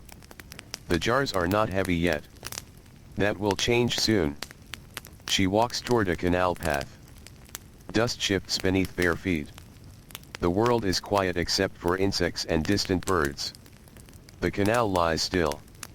Its surface reflects pale early light. She kneels. Carefully fills the jars. Water rises. Weight increases. She braces herself. Lifts 1 jar. Then the other. Now the true work begins. Each step home demands effort. Shoulders strain. Arms tighten. Spine compensates. Water sloshes gently inside clay. A little spills. She adjusts. Continues. By the time she reaches the house, her breathing is deeper. Not desperate. Just tired. She sets the jars down carefully. Water delivered. Laundry may begin. Inside the courtyard, the household's head servant sorts cloth. This is a larger household. Many people. Many garments. Many responsibilities. Sorting matters. Fine linen separate from rough linen. Light colors separate from heavily stained work cloth. Children's cloth separate from adult garments. Bandaging cloth separate from kitchen cloth. Order saves time. Disorder creates confusion. She checks each bundle. Her eyes are sharp. She notices everything. Loose stitching. Weak fabric. Old stains. Burn marks. Ink marks. Oil spots. Nothing escapes experienced eyes. She directs younger workers quietly. This pile first. That one later. Use less natron here. More soaking there. The courtyard becomes active. Basins fill. Water pours. Cloth darkens. Hands begin their rhythm. Soak. Rub. Press. Twist. Rinse. The sound of washing fills the morning. Water splashing. Cloth slapping stone. Clay basins shifting. Low voices. Breathing. Repetition creates its own music. No instruments. No song. Just labor moving in rhythm. Near the edge of the settlement, another worker begins a different washing task. A boatman. His linen wraps endure a unique kind of wear. River work changes cloth. Constant moisture. Mud. Fish scales. Wet rope fibers. Sun-dried salt. The combination creates stubborn grime. The boatman squats beside the canal. His hands are broad. Strong. Roughened by rope and oar. He lowers his wrap into water. The fabric resists at first. Stiff from dried minerals. He presses it under. Waits. Then begins scrubbing. Hard. Firm. Efficient. Nearby rests his boat pole. Long. Smooth in places from years of grip. Splintered in others. Every tool ages with its owner. So does cloth. He notices thinning fabric near one fold. Not good. That area will tear soon. He studies it. Mentally planning repair. Nothing wasted. Nothing replaced casually. He continues washing. Morning expands. Sunlight grows warmer. Workers across the settlement continue their routines. A baker shakes flour from linen cloth before washing. A potter scrubs clay stains from knee wraps. A gardener rinses plant residue from work cloth. Each trade leaves different marks. Each mark requires different effort. Laundry workers learn to recognize these differences. Some stains surrender quickly. Dust washes away easily. Fresh mud often loosens after soaking. But oils cling. Ink resists. Blood can set deep. Resin sticks. Grease spreads. Experience teaches treatment. No formal science. Only observation. Years of trial. Years of failure and success. By late morning, heat returns. Predictable. Heavy. The sun climbs higher and presses down. Shadows shrink. Stone grows warm underfoot. Workers begin sweating again even while washing away yesterday's sweat. There is something almost circular about it. Clean one layer. Another forms. Such is life in heat. In a temple town nearby, a young novice learns sacred laundry. He serves under older temple workers. His head is closely shaven. His posture careful. His expression serious. He wants to do well. Temple linen must be immaculate. Handled with attention. Folded with precision. Stored clean and dry. The novice washes slowly. Too slowly. An older worker watches. Then speaks. Not harshly. Steady hands. Steady mind. Do not rush. But do not hesitate. The lesson reaches beyond laundry. Balance matters. In washing. In ritual. In living. The novice nods. He adjusts. His motions smooth out. Water drips from pale cloth into polished basin. Tiny ripples spread outward. Then disappear. Afternoon arrives.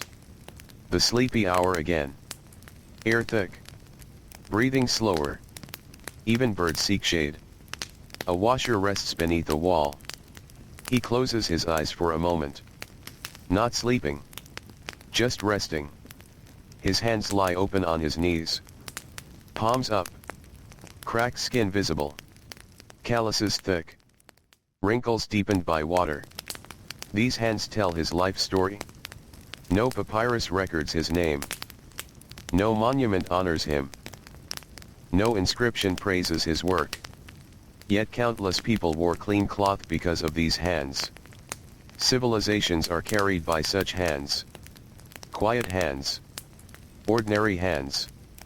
Invisible hands. He opens his eyes again. Work resumes. Always resumes. The afternoon softens. Wind returns. Relief arrives in slow waves. Children reappear outdoors. Laughter drifts between homes. Goats wander. Merchants count remaining goods. Laundry lines flutter. Clean cloth dries completely. Workers begin collecting. Fold. Shake. Stack. The motions return once more.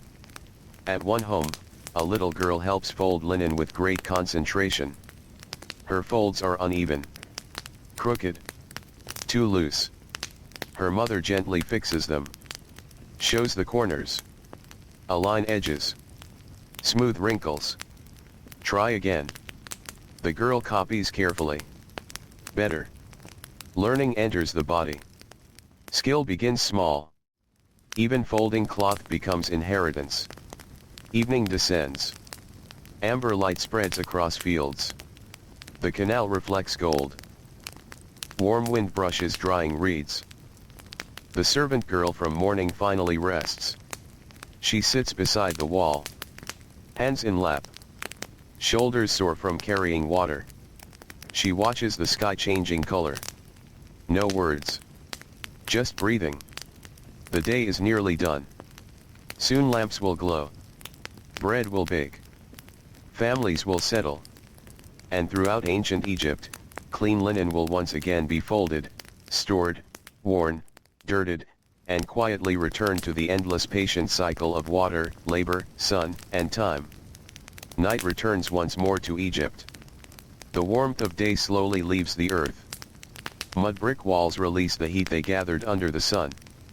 Stone thresholds cool beneath bare feet.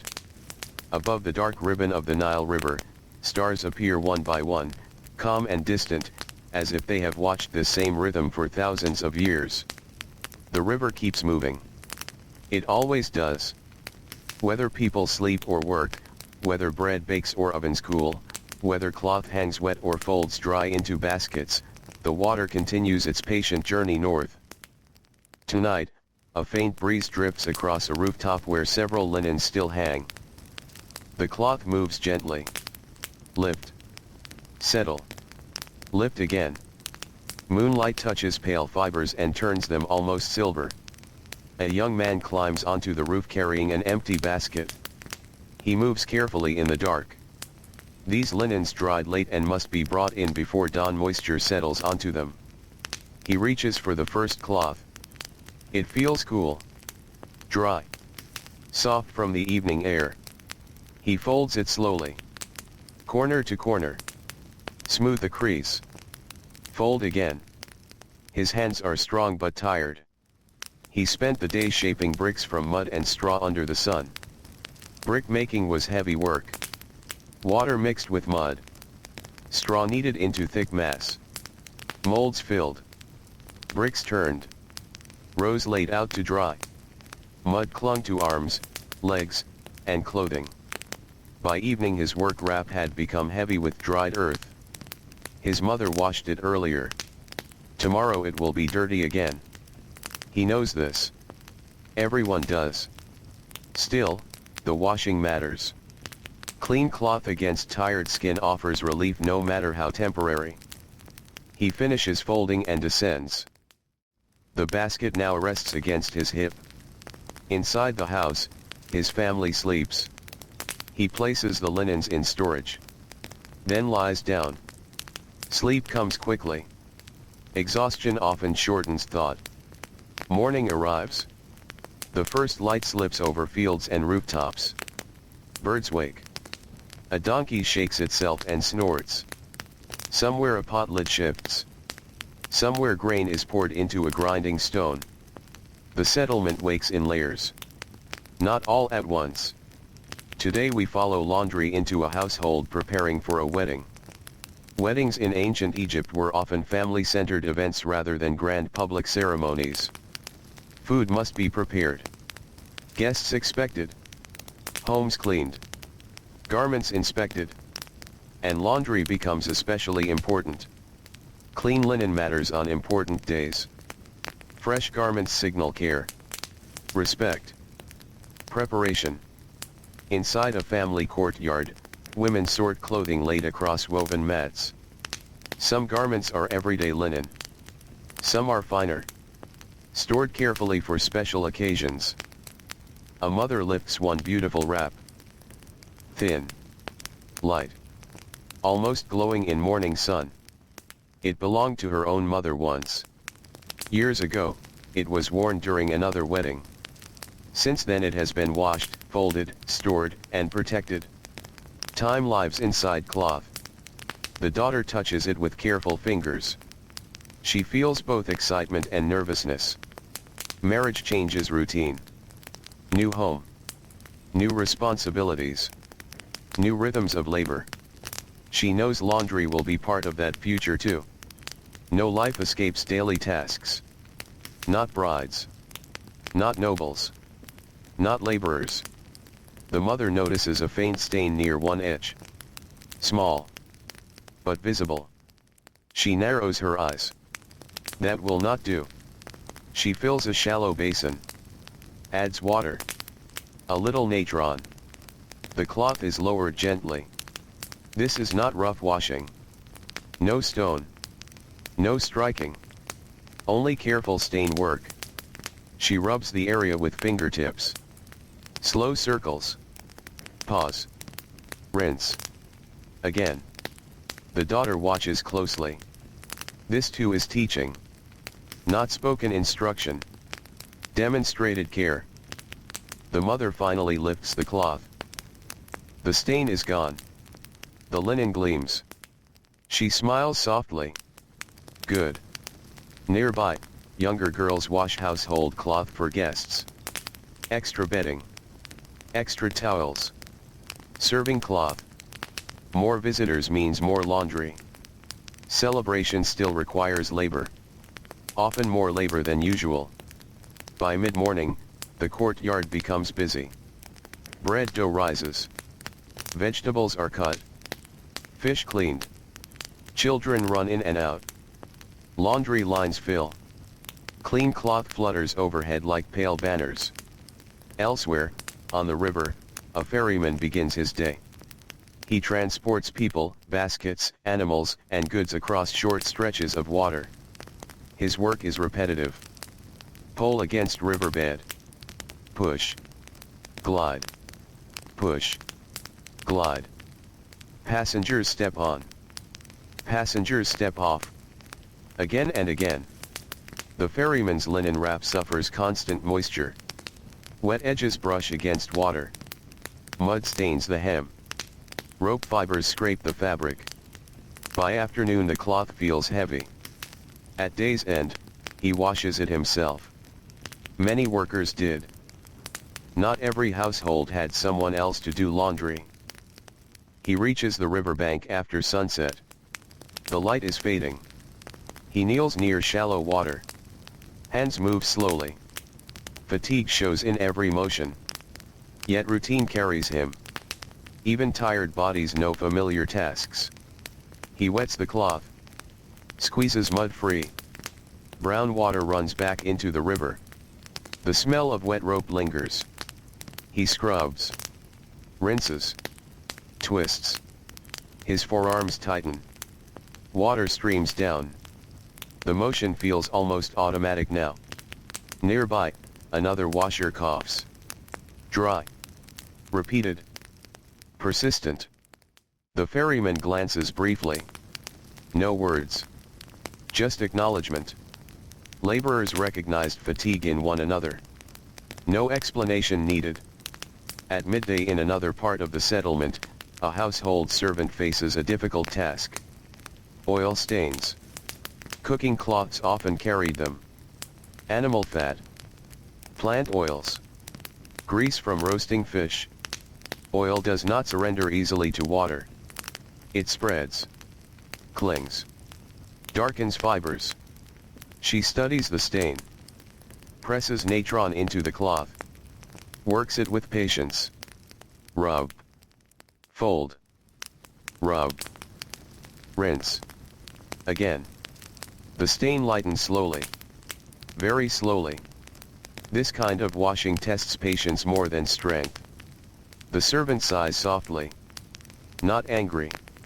Just tired. She continues. Ancient chores often rewarded persistence over speed. By afternoon, the heat becomes intense. Stone radiates warmth upward. Air shimmers over roads. Even laundry lines seem still. Wind disappears. This is the heavy hour again. The sleepy hour. A group of washers rest in narrow shade beside a wall. No one speaks much. A water jar passes from hand to hand. Small sips. Careful rationing. One washer stretches sore shoulders. Another massages wrists. A younger worker studies the hands of an older washer. Scarred knuckles. Thick calluses. Deep lines. Years written into skin. He wonders if his own hands will look the same. They probably will. Labor shapes the body slowly. Almost invisibly. Then one day, the change is obvious. Afternoon begins softening. Light warms into gold. Relief comes. A breeze returns at last. Laundry lines stir. Cloth ripples gently. Across a rooftop, a grandmother folds bedding cloth while telling a story to two children. Her voice is low. Slow. Gentle. The children sit close. Half listening. Half sleepy.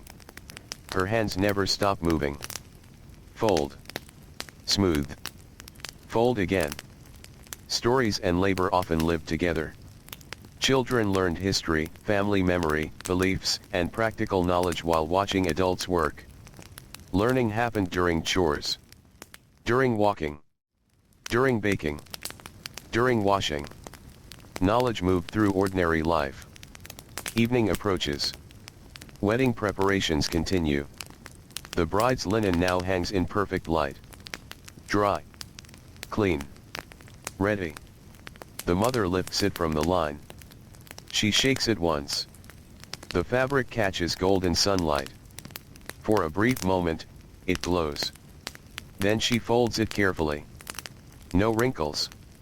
No dust. She places it inside a woven basket. Protected until morning. Around the settlement, other households do the same with ordinary cloth. Not wedding garments. Just daily linen. Yet each folded cloth represents labor. Water carried. Hands scrubbed raw. Backs bent. Sun endured. Time given. The sun lowers fully.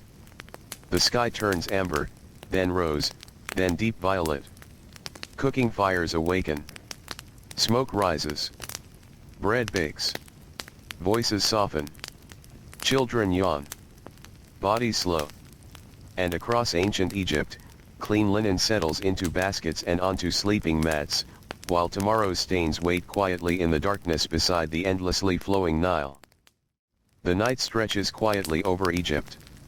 Darkness rests gently on the villages, towns, and riverbanks that line the long body of the Nile River.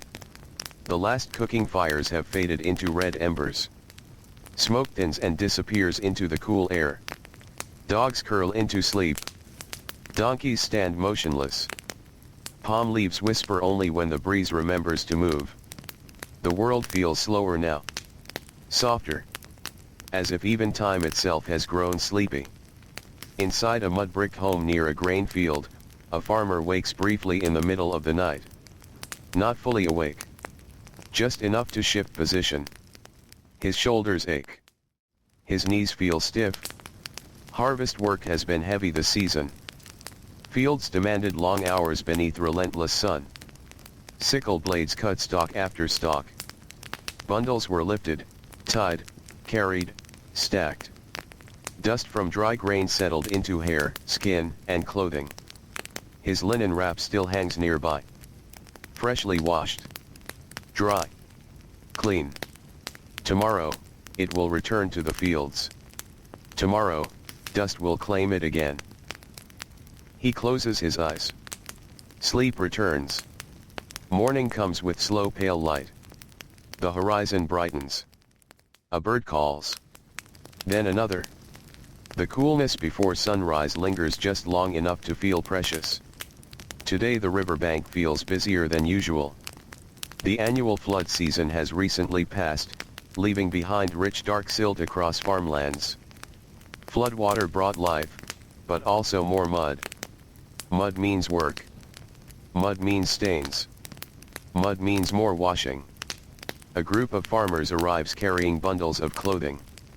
Their garments are heavier than usual. Dark streaks of dried silt run across the linen. Mud has hardened into stiff patches. One farmer kneels by the water. He presses a garment beneath the surface. The mud resists at first. Dry earth clings stubbornly to cloth. Water softens it slowly. Patience. Always patience. He waits.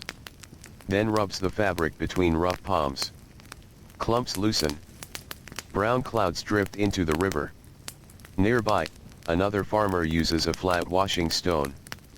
He strikes cloth against it. Thwop. Pause. Thwop. Pause. Steady. Measured. The sound joins morning birds and moving water. This is not dramatic labor. But it is heavy. Repeated force pulls at the shoulders. Each strike demands effort. His breathing deepens. Still he continues. Because the cloth must be clean. Because tomorrow waits. Not far from them, a young woman washes grain sacks made from coarse woven fibers. These sacks are rougher than linen garments. They scratch skin, hold dust, trap seed husks in every seam. She shakes one sack first. A pale cloud rises. Chaff drifts away in sunlight. She coughs once, then kneels. Washing sacks is harder than washing garments. The weave is thick. Water drains differently. Fibers resist bending. Her hands push hard against the fabric. Wrists strain. Forearms tense. Yet she keeps working. Nearby, her younger brother watches. He sits with his knees drawn up. Still too young for full labor. Old enough to observe. He watches everything. How she scrubs. How she rinses. How she wrings. One day he will know these motions too. Learning begins long before responsibility. By mid-morning, the riverbank fills with more than workers.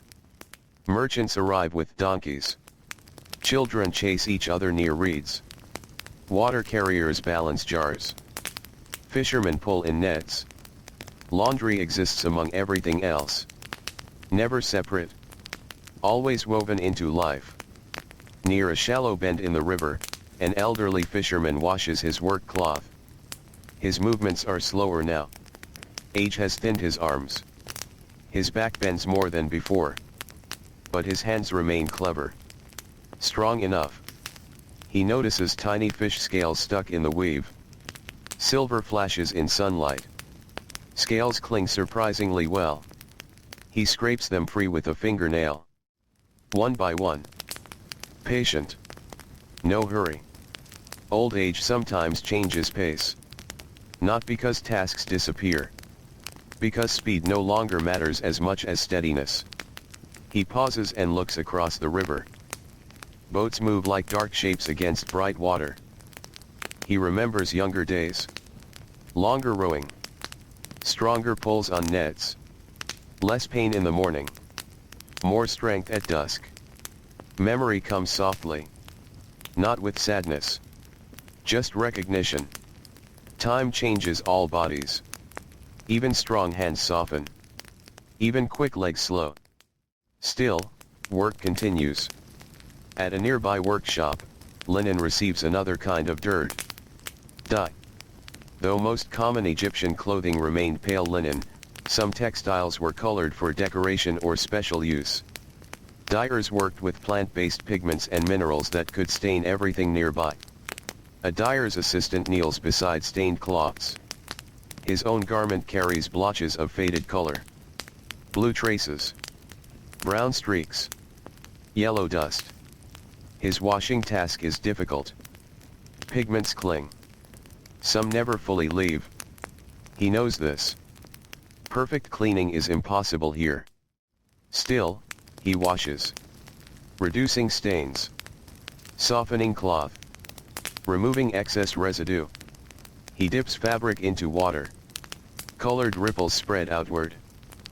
The water briefly blooms with faint color before fading into the current. His hands are permanently marked.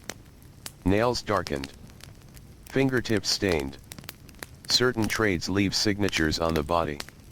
Laundry can reduce them. Rarely erase them. Noon arrives. Heat descends heavily. The air thickens. Roads shimmer. Stone burns warmer. The sleepy hour returns. Workers retreat toward whatever shade they can find. A washer sits beneath a palm trunk and drinks slowly from a clay cup. His hands tremble slightly from fatigue. Not from fear. Just muscle exhaustion. He flexes fingers. They feel swollen. The joints ache today. He thinks of nothing complicated. Only simple things. Shade feels good. Water tastes good. Rest feels good. Sometimes tired bodies reduce life to basic truths. Cool. Warm. Heavy. Light. Dry. Wet. Rest. Work. Nearby, two women fold dry linen while speaking quietly. Their conversation drifts with the wind. One worries about rising bread prices. The other discusses her son's apprenticeship. Their hands never stop. Fold. Smooth. Fold. Stack. Conversation and labor move together. One does not interrupt the other. In ancient households, work often formed the background of nearly every important discussion. Plans. Marriage. Money. Health. Family disputes. All spoken while doing something with the hands. Labor-shaped thought. Afternoon slowly softens. Shadows stretch again. The hardest heat passes. Children reappear outdoors. Energy returns to the village. At one home, a young girl helps wash doll-sized scraps of linen. Not real chores. Practice. Play. She imitates her mother exactly. Dip cloth. Rub cloth. Twist cloth. Hang cloth on a tiny reed line. She beams with pride. Her mother notices and smiles. No words. Just warmth. This too is learning. Skill entering life through imitation. Through joy. Through repetition. Elsewhere, a scribe returns home. His robe is mostly clean today. Mostly. Except for a dark ink smear near the wrist. Again. Always the wrist. He sighs softly. His wife notices. She says nothing. Only reaches for the basin. The scribe almost smiles. Some routines need no discussion. The cloth enters water. Ink begins its stubborn battle. Rub. Rinse. Rub again. Tiny stain. Large patience. The sun lowers. Evening gold spills across the Nile. Reeds glow at the edges. Birds skim the water. Boats return home.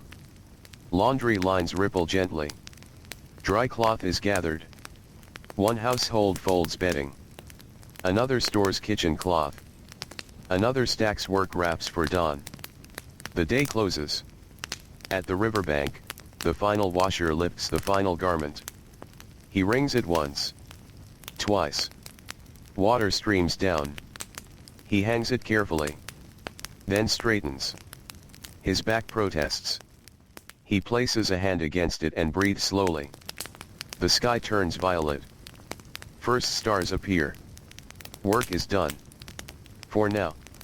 He gathers empty baskets and begins walking home through dusty roads. Behind him, the Nile continues its endless motion. Ahead, lamps begin to glow. Bread waits. Rest waits. Sleep waits.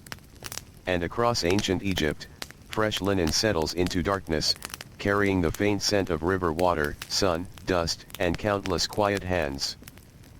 Night settles once again over Egypt, slow and gentle, like a linen cloth being lowered across tired shoulders. The settlements along the Nile River grow quiet one by one. Lamps dim behind doorways. Voices fade into murmurs and then into silence. Cooking fires become glowing embers, then ash. The warm stones of courtyards release the final traces of daytime heat into the cooling air. The river continues. Always moving. Always patient. Always there. Its dark surface catches broken pieces of moonlight and carries them downstream, past sleeping fishermen, resting donkeys, quiet temples, and rows of homes built from earth and labor. In one small riverside home, a washer sleeps deeply tonight. His body has surrendered completely to exhaustion. One arm rests over his chest. The other lies at his side.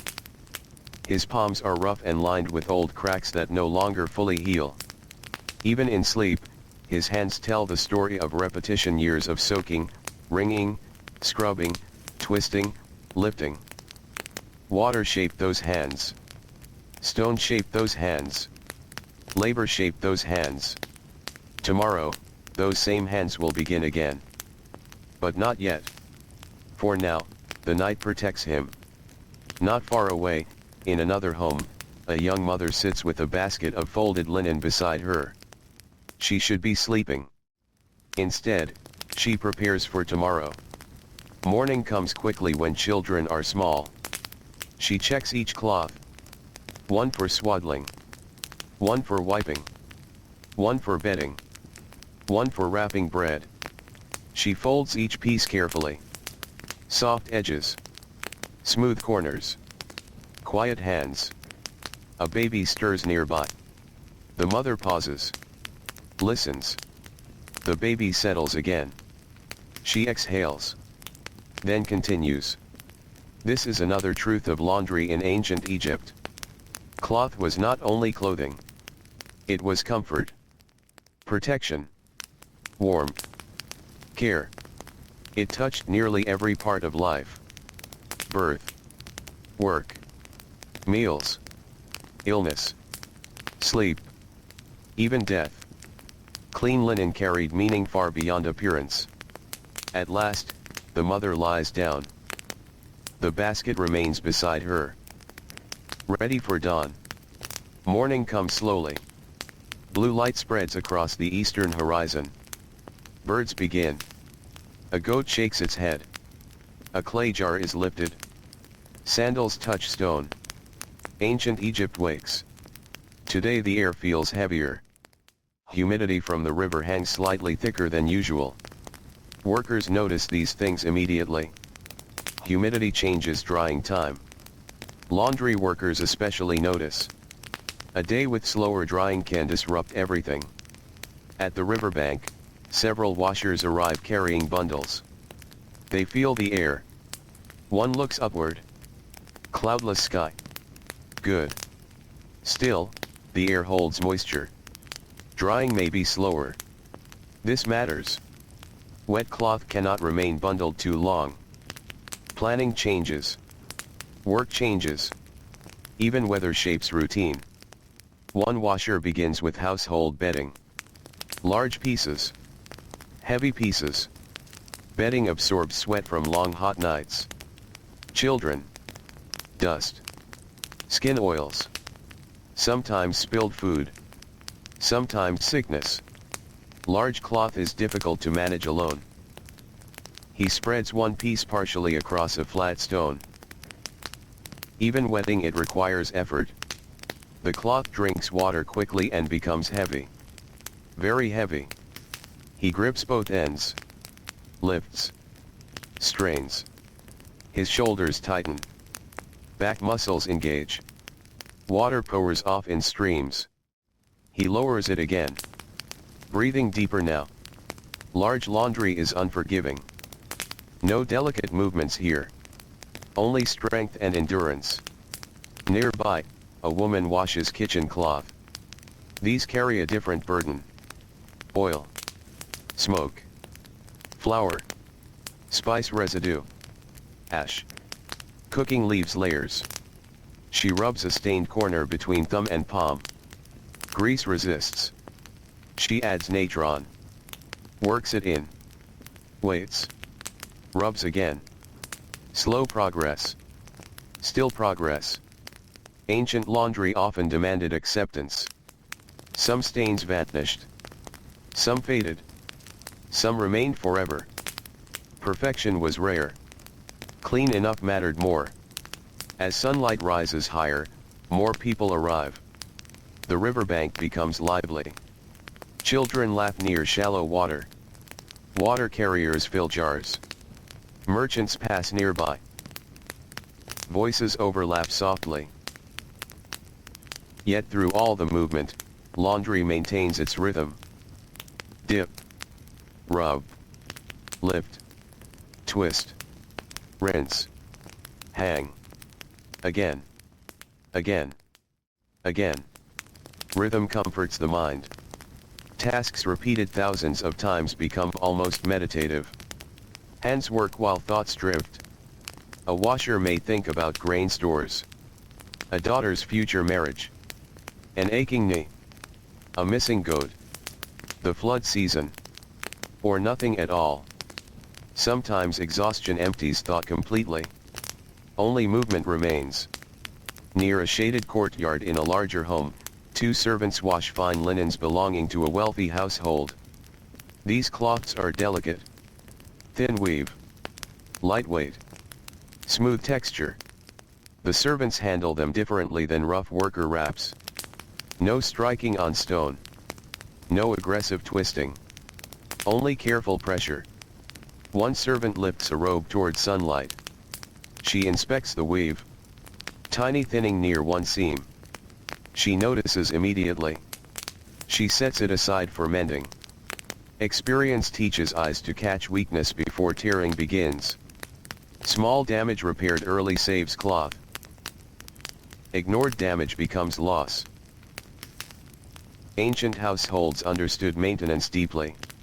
Repair was survival. Nothing useful was casually discarded. At midday, heat becomes intense again. The sleepy hour arrives. Air barely moves.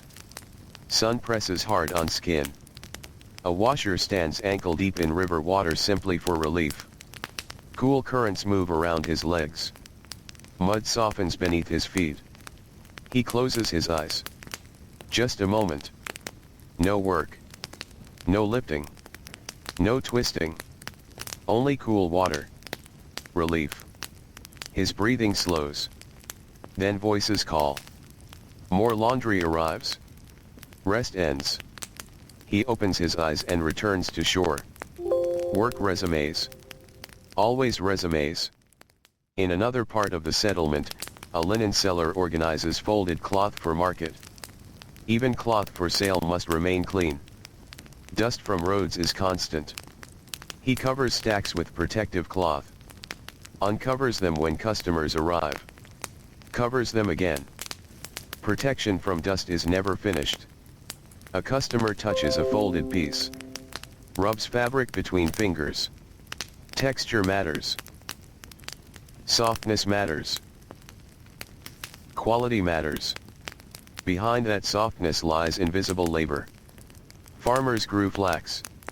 Workers processed fiber. Spinners made thread. Weavers made cloth. Washers softened and cleaned it. Many hands shaped one garment. Many lives touched one piece of linen. Afternoon begins to soften. A breeze returns. Cloth hanging on lines stirs again. Relief spreads through the settlement. Children return outdoors. Laughter drifts. Goats wander lazily. Donkeys flick tails. Laundry lines flutter with quiet movement. A little boy watches cloth blowing overhead. To him, the linen looks alive. Like pale birds. He reaches upward. Too short. He jumps. Still too short. His older sister laughs softly. Then lifts him. His fingers touch the cloth. Cool. Smooth. He smiles. Small moments lie between chores. Small joys survive inside labor. Evening approaches. The light turns golden. The river reflects warm fire-colored streaks. Birds skim low over the water. The final washing of the day begins. A young apprentice from earlier parts returns with his master. He is stronger now. Still learning. But stronger.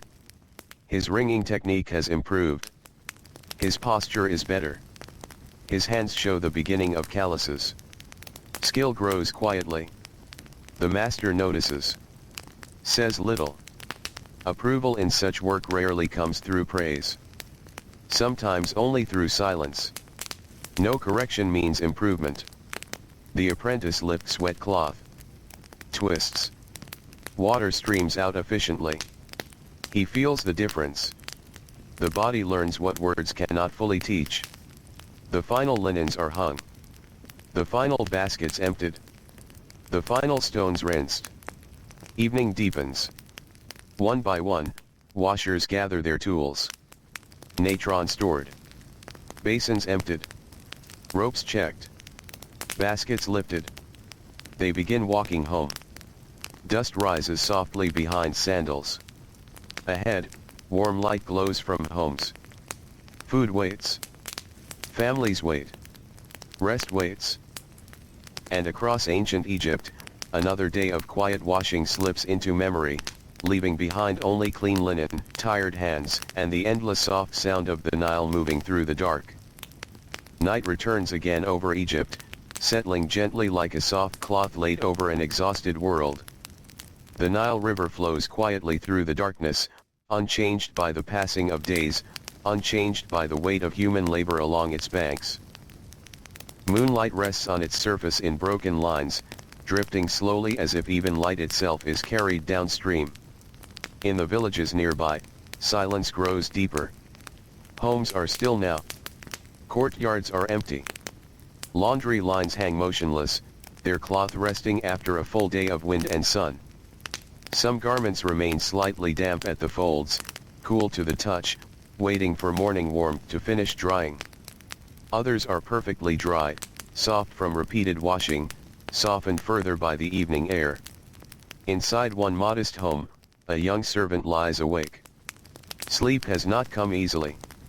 Her body is tired, but her mind remains gently alert. Today was a difficult washing day. Heavy cloth. Large bundles. Long hours at the river. Her arms still feel the memory of twisting soaked linen, of lifting wet fabric heavier than expected, of standing for long stretches in shallow water while the sun grew stronger above her. She turns slightly on her mat. Her fingers flex unconsciously. Even in rest, the body remembers labor. Beside her, a small basin sits in darkness. Empty now. Clean now. But still present, as if it holds the echo of water. She closes her eyes again. This time, sleep arrives slowly. Not suddenly. Like the river itself, gradual, steady, unhurried. Morning comes softly. Pale light spreads across the land. The air is cooler than the day before. A faint breeze moves through palm leaves and dry reeds. Somewhere nearby, a rooster calls once, then falls silent. Today is not a heavy laundry day for everyone. Some households rest between cycles. Cloth has been washed recently. Stored clean. Ready. But in other homes, work continues without pause. Laundry does not follow one rhythm for all. It follows need. In a larger household near a cultivated field, preparations begin early. This is a household connected to agricultural storage. Grain sacks. Harvest cloth. Work wraps. Field coverings. All of these have been used heavily in recent days. Harvest season leaves everything stained. Dust from grain. Pollen from plants. Mud from irrigation channels. Sweat from long hours of labor. The head servant moves through the courtyard inspecting bundles. Her pace is calm but efficient. She knows what must be done first. Large sacks first. Then work wraps. Then smaller cloths. Water is drawn in clay jars and poured into basins. The sound of filling water is soft but constant. A grounding sound. Like preparation itself made audible. The first sack is lowered into water. It sinks slowly. Heavy with dust and residue. The water darkens immediately. She watches carefully. Then begins scrubbing. Two hands working firmly against coarse weave. This is not delicate cloth. It is rough. Built for endurance. It can withstand force. She uses it. Press. Rub. Lift. Rinse. Again. Nearby, younger workers follow her example. Their movements are less steady. More uncertain. They learn through repetition. Mistakes are expected. Correction is gentle but constant. Across the settlement, the riverbank begins to fill again. Even on lighter days, laundry never fully disappears. There is always something to wash. A child's cloth. A worker's wrap. A kitchen towel. A travel garment. A sleeping mat cover. The river becomes a place of return. Everything dirty eventually comes back here. Water receives it all. Always without refusal. At a quieter bend in the river, an older washer sits alone. He prefers this section. Less crowded. Less noise. He has worked in laundry for many years. So many that the motions no longer feel like effort at first. Only later do they reveal their weight. His hands move through familiar rhythm. Soak. Press. Rinse. Twist. He pauses occasionally to straighten his back. The body asks for small breaks now. Not long rests. Just moments. He looks at the cloth in his hands. It is worn. Not new linen. Not fine cloth. Work cloth. The kind that has lived through many cycles. He can feel it in the fibers. Softness that comes only after repeated washing. He dips it again into water. The river is slightly warmer now under morning sun. Not cold. Not hot. Just familiar. He thinks, not in words, but in quiet awareness, of how many times he has done this. Thousands of cycles. Perhaps more. And yet each cloth feels slightly different. Each stain tells a slightly different story. At another point along the river, a group of children gathers near shallow water while their mothers wash nearby. The children are not working. Not yet. But they are always close to it. One child dips a small scrap of cloth into the water, imitating the adults. Another splashes water onto stones and laughs softly. A mother glances over, then returns to scrubbing. She does not stop the child. There is no danger in small imitation. Only learning. In time, those small hands will become working hands. The cycle continues. Further upriver, a traveling group has arrived. Merchants. Their clothing carries dust from long roads. Dry earth from distant paths. The laundry they bring is heavy with travel. One merchant stands near the water watching his garments soak. He looks tired. Not only from walking, but from constant movement. Travel strips life down to essentials. Food. Water. Rest. Clothing. He watches as dirt spreads from fabric into river water. He exhales slowly. Tomorrow, he will travel again. But today, at least, he will wear something clean. Washing gives brief resets. Moments of renewal. Not permanent. But real. By midday, heat begins to build. The familiar heaviness returns. Shadows shorten. Stone warms. Air slows. Laundry work adjusts again. Pace becomes measured. Not fast.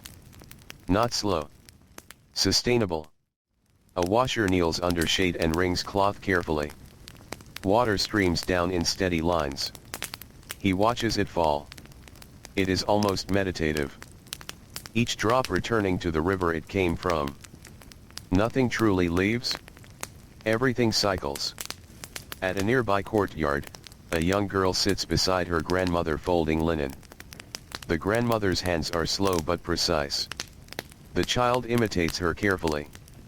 Edges aligned. Corners matched. Wrinkles smoothed. The grandmother speaks softly while working. Not teaching formally. Just speaking. About daily life. About care. About patience. The child listens in fragments. Folding more than understanding. But understanding will come later. Knowledge in ancient Egypt often arrived like this. Through repetition. Through shared space. Through presence. Afternoon light softens again. A breeze returns. Laundry lines move gently. Dry cloth is collected. Wet cloth is rechecked. Some pieces are re-rinsed where stains remain. Nothing is fully finished until it is truly clean enough. Evening approaches. The river turns golden once more. Boats drift home. Birds skim the water. Washer by washer, people gather their tools. Basins emptied. Stones rinsed. Baskets lifted. Paths walked back toward homes. Inside those homes, lamps begin to glow again. Food is prepared.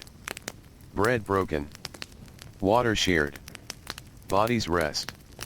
And across ancient Egypt, clean linen folds quietly into storage, carrying within it the memory of water, labor, sun, and countless hands that moved in rhythm with the endlessly patient Nile.